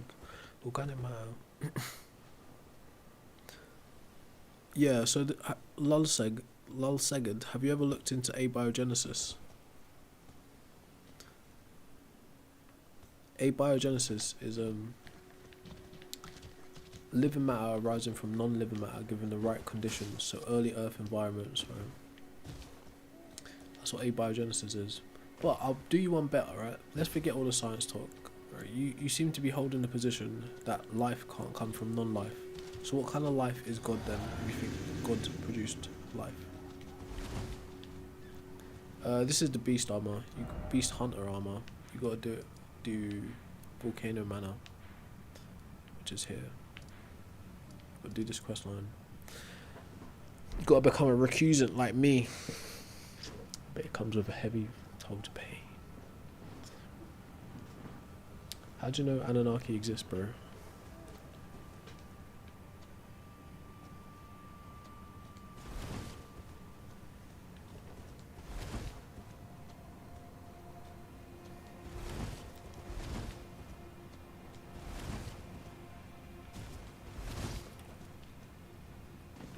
What do you mean? Like, everyone was like, fall back, fall back, fall back. We're gonna try and field, bro, on YouTube. Everyone just be quiet. Let me run this. It didn't work out that well, did it? That's totally fine. It's not the first attempt. It won't be the last. Well, I don't think I have a good enough reason to think Anunnakis exist. I feel like the story of Anunnakis exists in that kind of conspiracy theory zone on the internet. And, is there a possibility that something like that could have happened? Yeah, just like there's a possibility that any number of things could have happened. But I don't take it to be a fact. I don't see a good enough argument for it.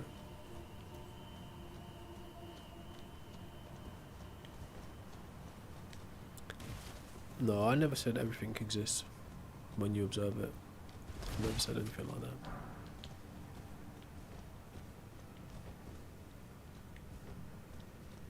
It's not faith, right? Science is designed with doubt, right? So I forget how it goes. It's like observation. Might have to get up. I'll just tell you the exact process: observation, hypothesis, experimentation, theory. I forget, right? I'll tell you the scientific process. It's stuff we should have learned pre-GCSE. Oh god, I'm the worst sometimes. All right, cool. So, a scientific process. No, let's get a more clear one. It's all jargony.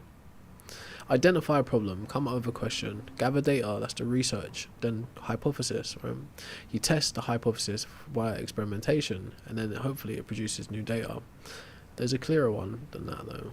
So step one is ask a question. Step 2 is perform research. Step 3 is establish your hypothesis. Step 4 is test your hypothesis by conducting an experiment. Step 5 is make an observation. Step 6 is analyze the results and draw a conclusion. And step 7 is present the findings. So that's not a matter of faith. But that being said, right, I said let's put all the sciencey nonsense to the side, right? I'm not a scientist. I don't know that much about science. But just the fact that you're saying life can't come from non-life, then what kind of life is God then?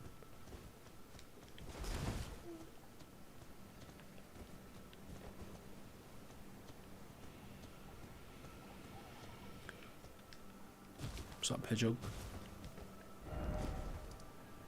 How do we get into that place there? Do we even need to, is the question.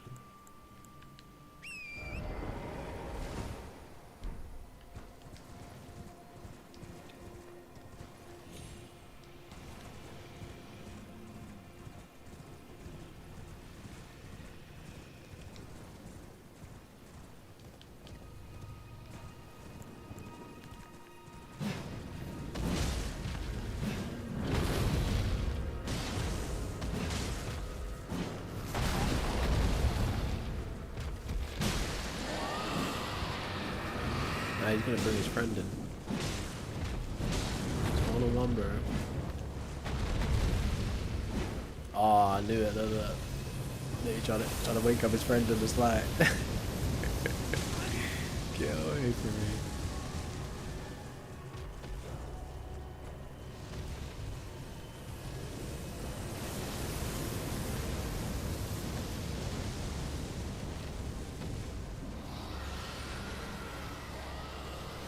Yeah, being complicated doesn't mean anything though, does it? If anything, our complexity implies that it's adaptation over time, not fine design.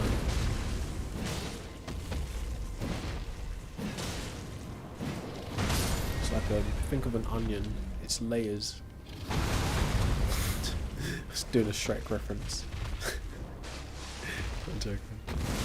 I ain't got DLC, gimme. Alright, 1 second. I'm about to get smashed by dragons, so I want to really chat some interesting comments, but I can't do that.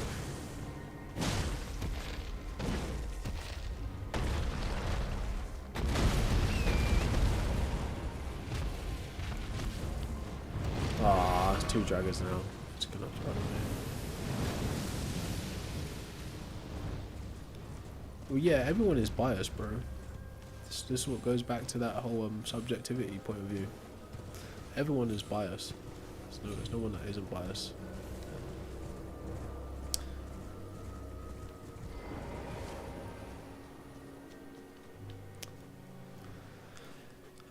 You can try to be dispassionate though, right? It's very worth trying to be dispassionate, but everyone is biased. What's up, the pennant? Wolf, how you doing?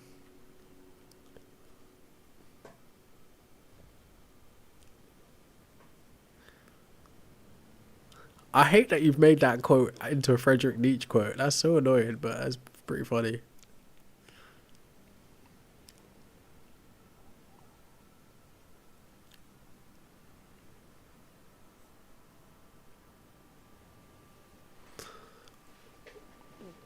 Well, personally, right, I think people made calculations for what the Earth is, like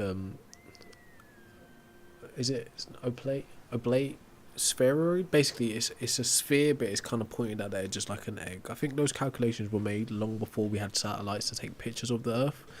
So, regardless of a picture of the Earth, I think humans had a pretty good understanding of the place of the planet that they were on anyway.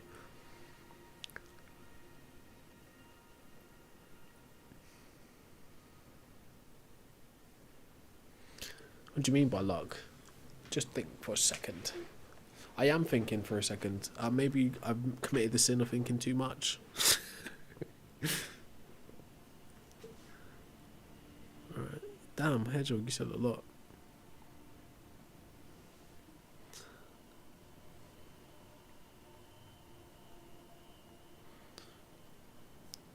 Yeah, so Hedge, I don't know. Actually, Hedgehog, have I spoken to you before about games by any chance?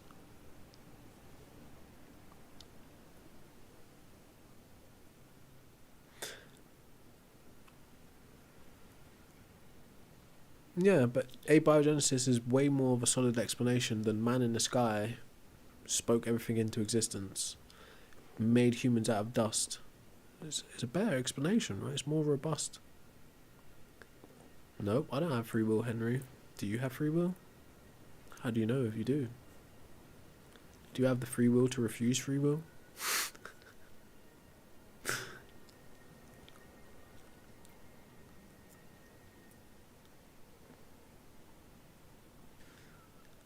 Yeah, just because, like, put it like this, lulz, right? Just because a human hasn't produced life, but I think the Miller-Urey experiment did actually produce RNA. I think, I can't remember exactly, but anyways, just because a human hasn't produced life in the exact same way, and to be clear with you, abiogenesis isn't making a human from scratch, right? We absolutely do have the ability to synthesize human organs, limbs, and bodies entirely. Right? We've had that capability for ages. Abiogenesis is like, one, you would need to create the early Earth atmosphere, like the actual environment of early Earth. And they actually went from thinking it was like hydroducts or something like that to ultraviolet light. But anyways, that being said, to be able to actually reproduce the events of early Earth is insane, for one. And two, what they're actually trying to do is produce the first cell that would have gone on to survive and like split into other things and like speciation. It's too sciencey for me to even fully grasp. But that being said, all of those things are more tangible understandings than simply leaning on, like, in this case, a 3,500-year-old idea of Sky Daddy producing everything because he felt like it. Like, your belief system cannot compete with actual tangible knowledge, with experimentation, with theory, right, with observation. Your belief simply cannot compete with that, bro. So I think to waste your time trying to argue against it is crazy. Right? You can keep belief in a god and accept science. Right? You don't have to compete with science in order to maintain your belief. Right? That's ignorance.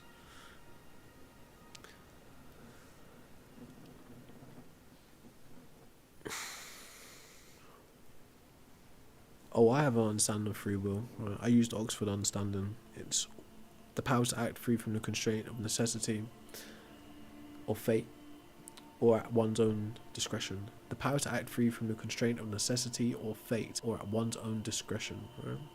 That's my understanding of free will.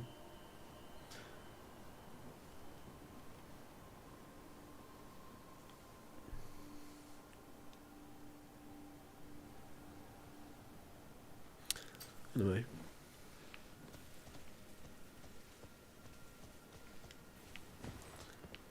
But yeah, all that being said, right, the abiogenesis thing is a theory, which is true, okay? But it's still more robust explanation than, like, technically an ancient Sumerian idea of how the world comes to be. Right? Make no mistake, right? The idea of Genesis comes from ancient Sumerian tablets. So it's just an old, really old human explanation for how the earth comes to be and all the life on it.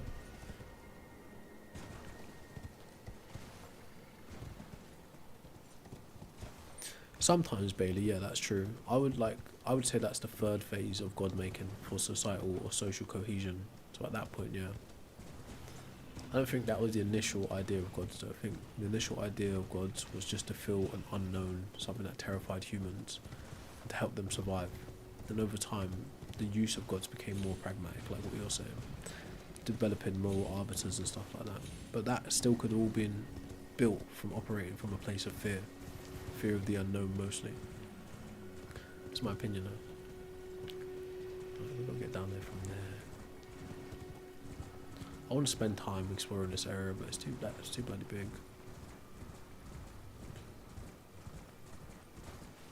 Yeah, it's totally fine, right? But like I said, right, on the way to understanding and gaining knowledge, you gain insight, you build tools and formulas for understanding the world, which are all more robust than simply beliefs that are built off bad observations ultimately.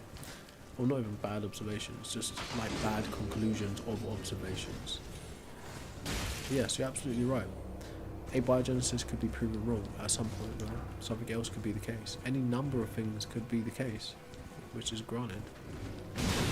But it's still currently a better explanation than a spirit decided to make everything. How did it decide to make everything? What did it use? What's the why? All of these problems don't lead you any closer to knowledge.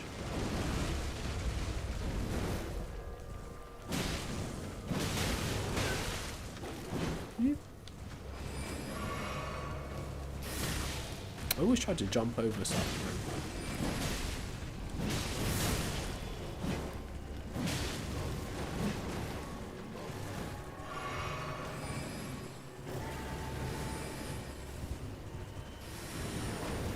Well, like, I hear what you're saying, bro, but again, like we were just saying about our current understanding of things, the idea of cause and effect may not even be a thing anymore.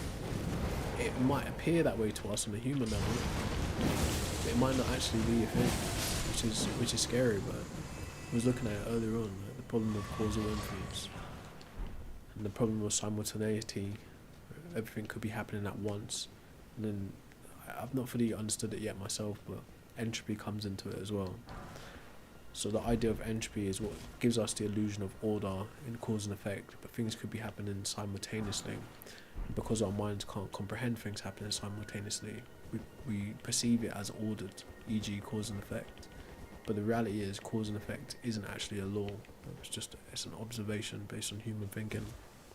But if you go on a galactic scale, cause and effect may not be a thing. If you go on a quantum scale, cause and effect may not be a thing. What's up, Professor? God damn, we got a professor in the chat. So yeah, Professor said causality isn't linear, it's a web. Which is probably a good way to explain it. There's I can't remember the words of it. But there's views that have it as being an interconnected web of things that are like all dependent on other things happening, but not in a linear way, like you said it. There's a word for it though. I think it's a philosophical word though, not a scientific word. But yeah, but there you go.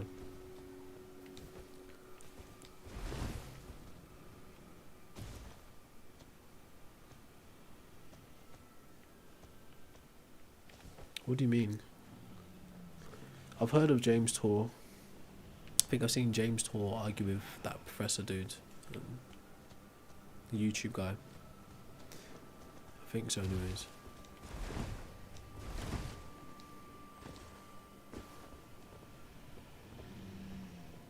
Reason requires cognitive faculties, though, doesn't it?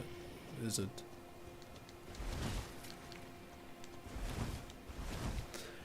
Yeah, I think I watched the debate with them like really a long time ago. It wasn't good. It was really bad.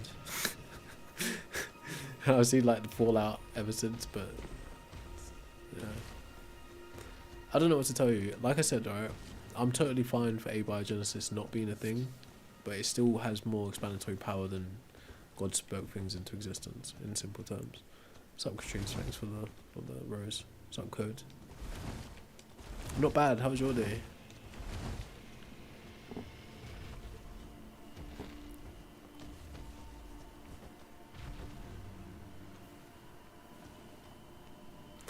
Alright, so much happening. Okay, so we're gonna jump off the cliff. In the game.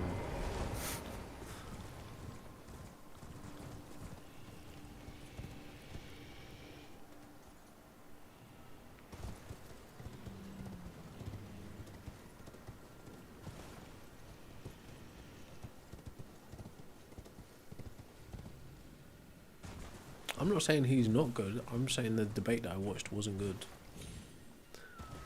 So that's what I'm saying. I think it's James Tour. Could be wrong though.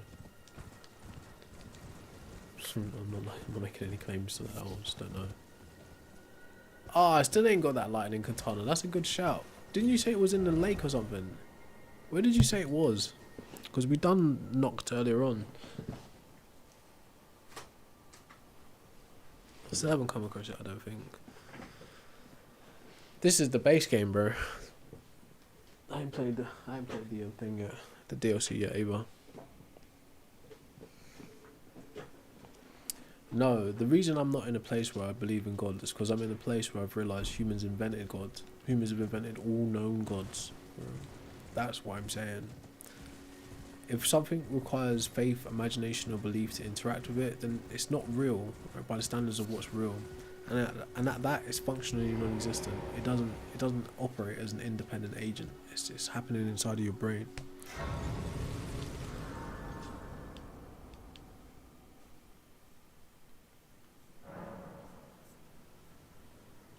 Which I know that might spook some people out, but I don't know what to tell you. Don't know what to tell you.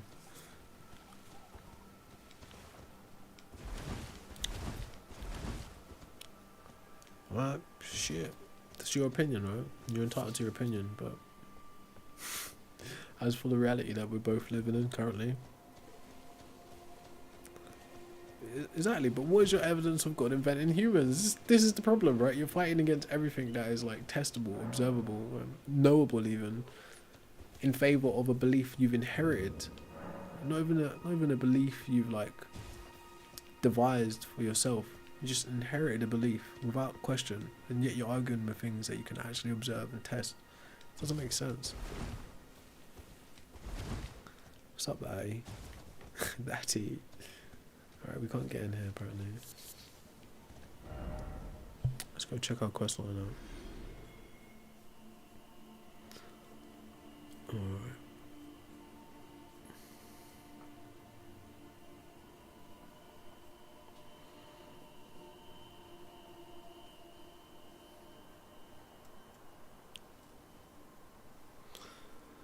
So, what have we done? Get the Finger Slayer blade done. Deliver the blade done.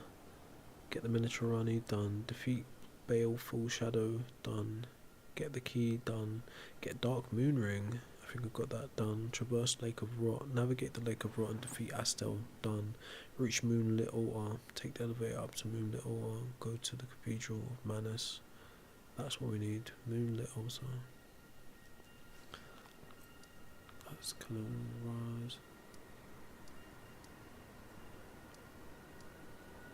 Manus, that's it there. Cathedral.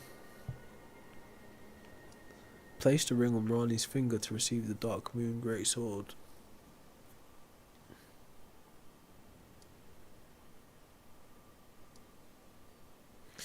Yeah, I don't want to end it though. We're gonna go do Frenzy Flame. Where was it though? That's what I was saying. Yeah, Underground Lake of Rot. You have to do Rani's questline to get it. I've been running her questline, but I have not run into that sword yet. D? I know, I agree. I agree.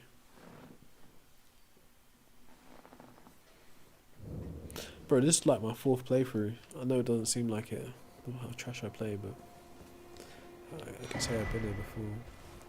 It was some years ago now though. Okay.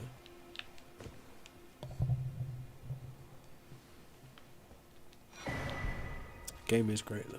It's a great game. It's my first Souls game. Excellent.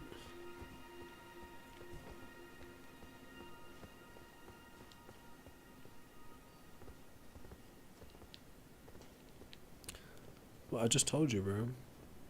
Humans invented God. There's a possibility that something unknown out there exists. Maybe I'd have to have some kind of experiential data. Maybe empirical data. Who knows, right? But as for the ideas humans are offering up, obviously there's no reason to believe in them. If we can test them and see that they're false, there's no reason to go further into the idea, is it? Now, of course, like if I wanted to be like Machiavellian, I could be like, oh yeah, I've got a pragmatic use for religion actually. I've got a pragmatic use for this god. Just like how the emperors used to do it, and the kings, and the mercantiles, and the aristocrats. I could be like them and just pretend to believe in God and make use of it, but I'm not. What do you mean by best class, bro?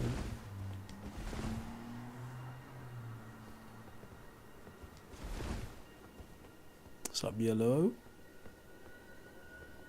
No, morality doesn't depend on a creator, bro. Humans invent morality, bro. If there were no humans, morality wouldn't matter. Do we hold animals morally accountable? No. So morality only pertains to humans when humans are doing human things, like interacting with each other or the planet. So we come up with the systems to determine what's good and what's bad in our operating. I've been down here before. No one can find Jesus. No body, no resurrection. Like, yeah, it's starting to look like he didn't exist, bro. Jesus has been playing the longest game of Where's Wally in history. It's like, yeah. When you find him, let me know. So I'll come and double check for you. Poke him with a stick, maybe. Give my opinion. No, I don't think that's true, right? Morality is a societal construction, right? Or a societal construct. And it's described as ethics. There are different systems of ethics. There are different ways to figure out your moral codes. Free will is something separate. Right? There's will, like I would agree, will is a part of it. Being that intention and stuff like that. But yeah, maybe I overshot that one, don't worry. But yeah, there's will, but not free will. It depends. Morality could be real depending on your framework. So there's too much to know about this subject to just have this black and white view that, oh, morals only exist because of God. There's way too much to know.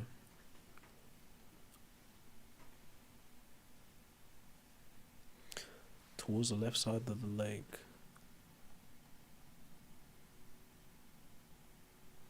Dragon will rise. More like top left. So yes. Episode 20 of what? Humans invented God using their imagination and hyperactive agency detection device.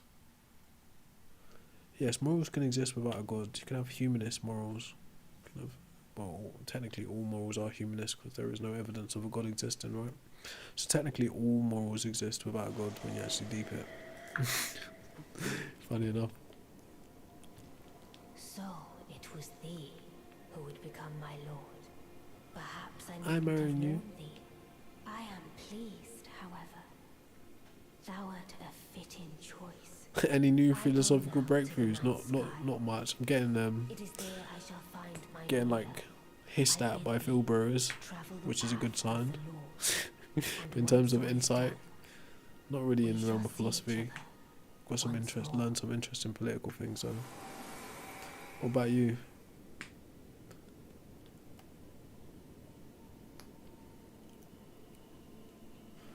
Done did married Ronnie. Yeah, but I'm not getting an ending. I don't want an ending again.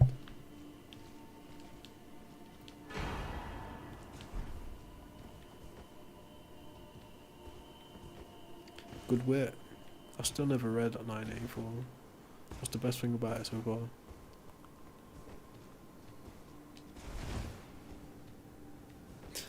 Not necessarily though, because you can have a belief that's completely unjustified. Say you just like take a shot in the dark with a belief, and that belief turns out to be right. That belief would still be unjustified technically, right? So you would like have no right to believe it. But I would argue that if something is a truth, then it's no longer the realm of belief. It's knowledge. It's now considered knowledge because it's true, right?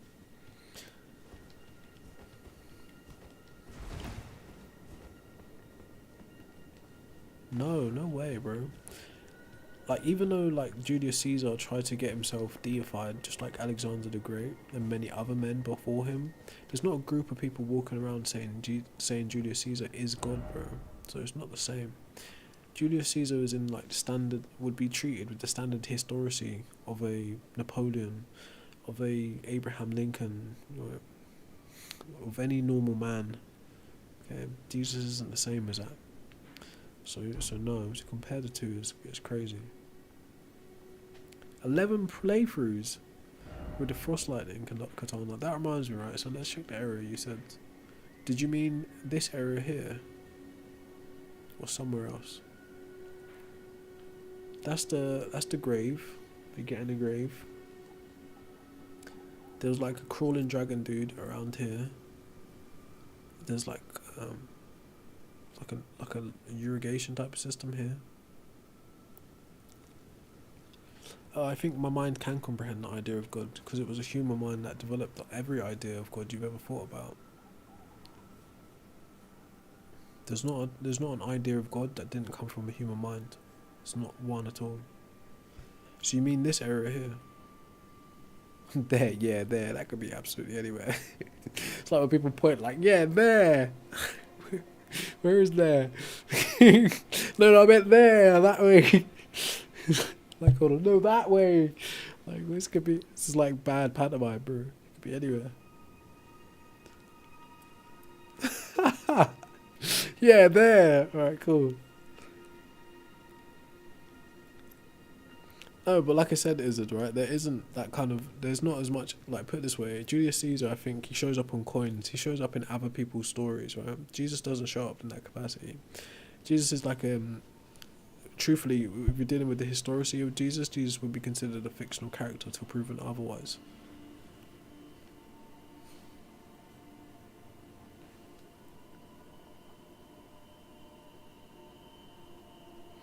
Well, I'm not directly telling you there is no God and there cannot be any gods. I'm simply just saying, that all the gods that we're discussing, that we know about, come from the minds of humans. They are human inventions, right? So I'm not saying explicitly there is no God and there can never be a God, there never will be a God. That's not what I'm saying. I'm simply saying these ones that we're discussing are human inventions. Whose is eyewitness accounts? Who are the eyewitness accounts for Jesus outside of the Bible? I'm playing on the PS4, bro, so I'm using the center button. I will at like, my bad, but I got to speak to people who are speaking to me. It's only polite. I'm bound by British culture, bro. I'm bound by chivalry. Anyways, it's alright. We'll go check out the Lake of Rot in a minute. Let's just make sure we clear up this area first.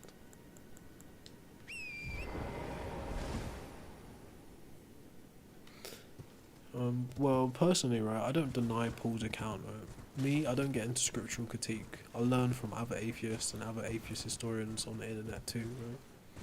But someone like Christ Before Jesus, there's a group, it's like a duo of people who wrote a book and they do like significant amount of streams on the internet. You can go find them on TikTok. They have like sufficient evidence to suggest Paul and Jesus didn't exist. Me personally, if I was being charitable, I'd simply say, yeah, based on what I've read, Yeshua, like a Bronze Age apocalyptic priest under John the Baptist may have in fact existed. But in terms of the Jesus character in the book, that bit is not justifiable, it's not verifiable. No, when I say the Jesus character, I mean like divine birth, miracles, resurrection. Now, it's quite possible that Yahshua could have been like a radical, like just espousing his ideology, pissing off the Romans, pissing off the Greeks and Hebrews or whatever. It's quite possible that guy could exist in that capacity, because that's not claiming a god man, it's not claiming anything magical. It's just simply like another historic individual like a Julius Caesar. But that's me being charitable with the little that I know, okay? So, like I said, other people would say to me, no bro, you shouldn't even grant Yahshua as an existing character because there's not enough evidence for him. But that's where I am in my reading so far. So, but like I said, other people would say no, there's not enough evidence for Jesus at all as a character, and there's not even enough evidence for Paul as a character. But I'm not there yet. I appreciate you, Jasper.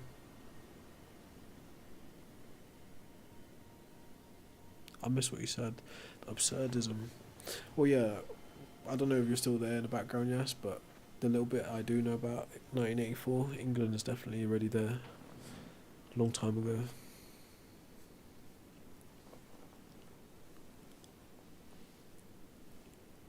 Yeah, I don't appeal to, like, apparent historians. I love how people always do that. Like, oh, all the major scientists think this, all the major historians think this, but they never name one, they never cite it. Cite one.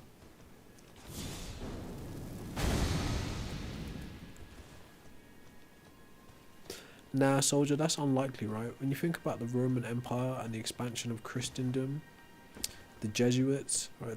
There's way more people in favor of a Jesus existing historically than there are against him. Okay, so that's just like typical persecutory delusion. And it's not unique to Christianity. Every religion has that idea that everyone's out to get them and everyone's against them. That's a part of a CULT tactic to bridge people ideologically, to make them seem like they're the attacked, they're the oppressed, you know. But if you look at it historically, whole governments like the Roman Empire and all that, even down to like the Protestant Reformation era and Renaissance era, the French Revolution era, just throughout history there's been too much support for Christianity for that to be the case. Even in our current climate, look at Trump, bro. Look at the Church of England. We have more bishops in the House of Lords than anything else. Yeah. So it's not that people are against Christianity, it's just simply that it's not holding up to scrutiny. That's the problem, bro. There's more incentive for all of those people that I just talked about, all those political power structures, to actually help to forge a history for Jesus than not to help forge history for Jesus. Does that make sense? There's more incentive to forge history for Christianity than not to. That's what I'm saying to you. Christianity isn't in the persecutory position that Jesus' disciples were in. That time is long gone. Okay, there might be certain pockets of religious strife in the world still, but as a whole, Christianity is well accepted. So that's just like, you know, why does everyone hate Christians? They don't, but they might hate you, you know.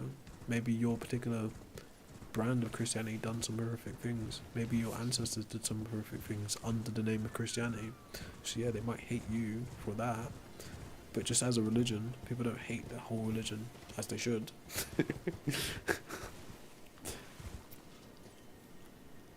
Yeah, that's a good point as well, Garrett. They aren't eyewitness accounts. And eyewitness accounts are definitely not reliable, even in court, right? But they're good. They're a good source. I don't know, Yellow. I don't know. You know, our country is in a bad way, but who's to say it wasn't always in a bad way? It's just a little short period of time I've been on Earth. It's just the way it is. Bro, they couldn't know it was Jesus' blood, bro. They would need a sample. They'd need a sample of Jesus' blood while he was alive to confirm any blood that they find is Jesus' blood. This is what I'm saying to you. being bamboozled. This is when we say there's too much incentive to lie, because of shit like that. It's like, you need a sample of the guy's blood to confirm it if you found his blood. So you can say, oh yeah, this blood, this random piece of blood I just found is in fact Jesus' blood. Well, do we have a sample of Jesus' blood while he was alive to test it against? No. But it's probable. It's nonsense.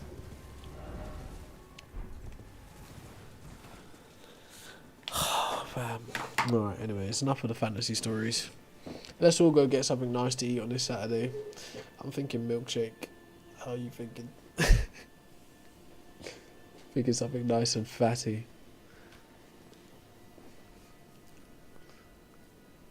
What's up, Crimson? I don't hold any religious beliefs, personally. You better publish that book as well, Crimson. Let's sit on your books.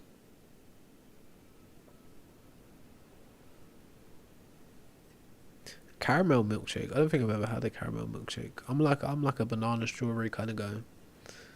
It's like you know, like them straight out McDonald's old school ones. I don't know though. It's been a while since I had a milkshake. You know that shit's like lactose intolerant, so just be like popping the maddest farts. it's worth the taste sometimes. Craziest farts. You sure it was God that spoke to you as a child? Now, I'm not going to scrutinise you as an individual, but you put yourself out there to be scrutinised with that story.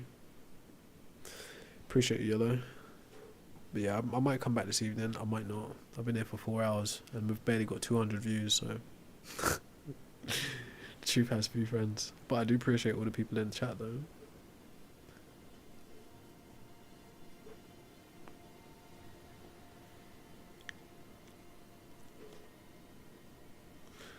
I mean, I don't know. I'm not a Muslim. Like, please, don't ever put me in that basket. I'm not a Muslim. I'm not a Hebrew Israelite. I'm not a Christian. I'm not Buddhist. I'm just an individual. I'm an atheist. I'm an agnostic atheist. I'm not a part of anything, right? Any secret societies besides that one war council. I'm joking. Joking. It's that one night in February. It was hot. I was drunk. I'm joking. But anyways, no, I'm not part of anything, so just don't try to put me with these people. I don't know them. They don't know me. Alright, so I'm not going to scrutinise you, Soldier, but I appreciate you for tuning in. You can tell me your personal testimony next time I come live.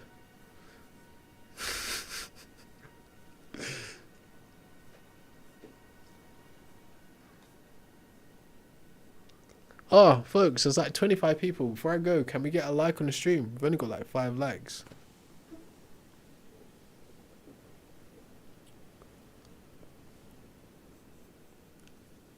I guess not. Anyways, thank you for tuning in. I'll be back later. Oh, one person hit the like. Bam! Appreciate you, man. Thank you. It goes a long way. Specifically on the Red Dap algorithm. But yeah, Soldier, appreciate you, mate. I'll be back later, maybe. Maybe if that milkshake don't kill me off. Or maybe that big Boruto guy might show up with a rocket launcher or something. Show up with his lynch as he claimed he was going to show up with yesterday, right? Maybe Big Boruto will show up with his lynch. Gotta say, the truth hurts, doesn't it? Anyways, I appreciate you all. I'll catch you on the next one.